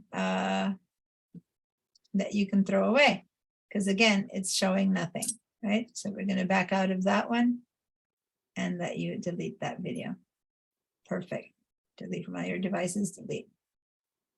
Okay, good. Now let's go find one that you can actually edit. So looks like you're in front of an editing screen there. So now show me a video that you want. So I was just choosing those two because it looked like there was some useless space. But now let's find one that you do want to edit. I can't hear you. If you're speaking to me, your sound is off, so I have no idea what you're saying. Oh, I see. All the while I was muted. So I think this is only 3 minutes. So maybe we could do this. No, that's 3 seconds. Oh, 3 seconds. Yeah. That the bottom one is 38 seconds. That one's 3 seconds. So There was maybe. you want to edit the one that's maybe 38 seconds, double click on that and let's see if it's worth keeping all 38 or not. So let's start playing and let's see if maybe turn the sound down. There we go. That sound is pretty down. So maybe you want all 38 seconds. Maybe you want all 38 seconds because you want the whole song. But if you don't want the whole song, maybe you just want a portion of it, then you can trim.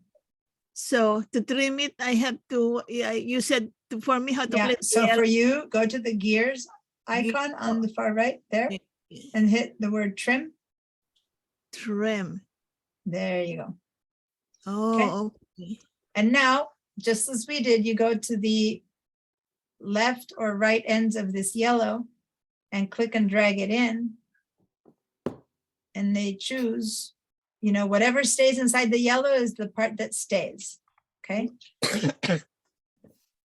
And now you grab that, and you don't have to trim both sides, but let's assume that there's an interesting 5 seconds in the middle instead of I think this one was 38 seconds. So now you left, if the whole thing was 38 seconds, you probably left half of it in there. Ow, ow, someone's storm. No, that's probably Dagmar's storm. I'm going to mute you, Dagmar, for a second so you can listen to your storm.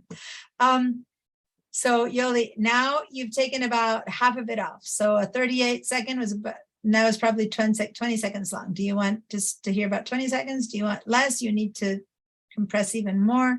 Compress even more. But see, I don't see what I'm cutting because What you're cutting is up above. It's showing you up above what you're cutting.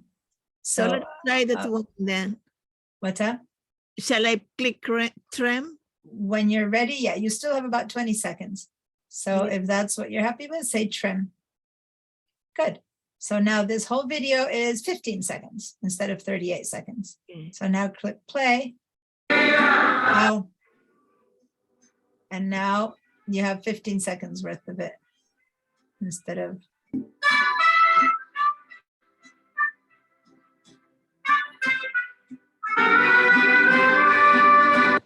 And then it's over. Okay, so you now have 15 seconds. So if you want 15 seconds, that's good. If you want less, you go less. If you decide you wanted more because you wanted the beginning of the song, you move it, right? You Okay. keep going to that. Let's make a change. Go to that gears again. The gears, see right there. Say trim again. Trim. And now maybe you want to drag it to the beginning of the song or to the middle of the song or make it longer or make it shorter. You can keep editing it. You know what I mean? Maybe you want that part of the song. And now when you're done, you say trim again. But see how it's all still there? You're not really losing it. So now it's 11 seconds long. Does that make sense? Now, in this older version of photos, you cannot actually create a new version with just the 11 seconds. That you can't do. You can only make the full thing trimmed, but you still have the entire piece. So how do I label like what? All right, so let's back out, hit the space bar or click on that arrow to get out of this mode. Hit the space bar, we'll get you out of this mode. No, your space bar is making it start and stop. See, that's what it used to do. So now you have to go to that arrow at the very top left. No, top left of the whole, go to the left now. Yeah, that arrow. Because in yours, the space bar is doing what it used to do to me. Your space bar is doing it was supposed to be start and stop before. So I was telling you to hit the arrow and it's trying to stop. So now that is only 12 seconds. See how it's showing you that it's only 12 seconds? Now, you aren't seeing all of your names and stuff. So let me go and help you with that. Don't move your mouth. Move your mouse. I'm going to turn on your metadata so that you can see the titles. There you go. Your titles were missing. Let me see now. Did I turn them on for you? No, I need to click on titles. There you go. So now you're seeing your titles. Before you weren't seeing your titles. So now, if you want to, I don't see what you're saying. That you're seeing the titles. You're well, seeing now under the little clip that says 12 seconds. Now you can read that it says image 6752. That's the title.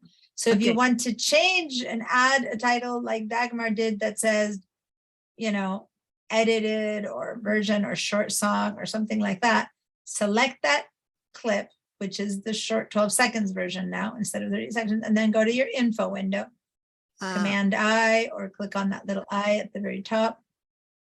And now in the added title, you can say whatever you want about it. Maybe you say what it is. Maybe it was a wedding, maybe it was a funeral, maybe it was, I don't know what it was. So you might want to say what it was.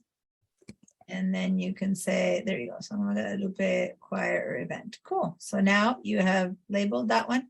And if you move the box a little bit so you can see underneath, you would see that the name has now, for that video, says San Guadalupe event.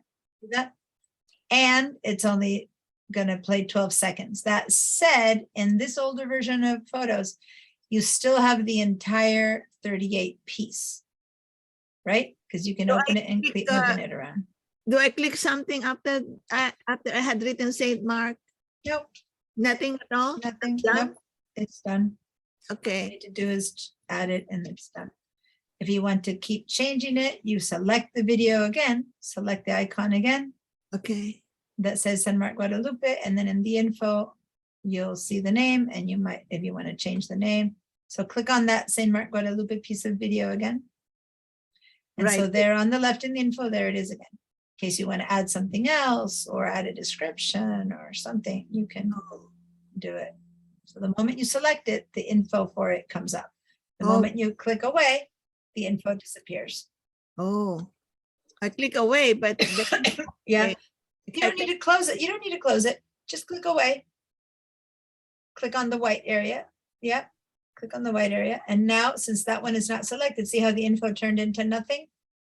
Now go select another, and the info, see, it just says videos, general videos, but you click on another, that one, click. And now that's the information and the info for that one.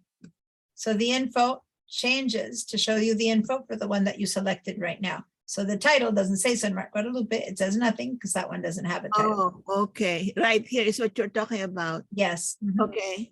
So you can click and make a little title for whatever that one is now, which you might need to see it first to know. Mhm. Now, by the way, you guys see what I meant about before when you hovered over a video, it would play. So did you see that she was, put your mouse over a video for a second This one right here. and it plays. See how it's playing? Remember I told you in the past when you just hovered over a video, it started to play? It's doing it for her. Go put your hover or your mouse over another video and see how it begins to play. Now it doesn't do that anymore. But before it would just play right as just by pointing. She's not clicking, she's just pointing to it. See there? Now that's a video that you might want to edit because look what happened. At the beginning, it was pointing right. And then you put your camera down and then you point it up and it's sideways. So you probably can't really use all of that. Does that make sense? Oh, so I'm sorry again. I go Yeah. to here. I mean, Yeah, you need to move the info but out of the way. Yeah, and now go ahead and start playing.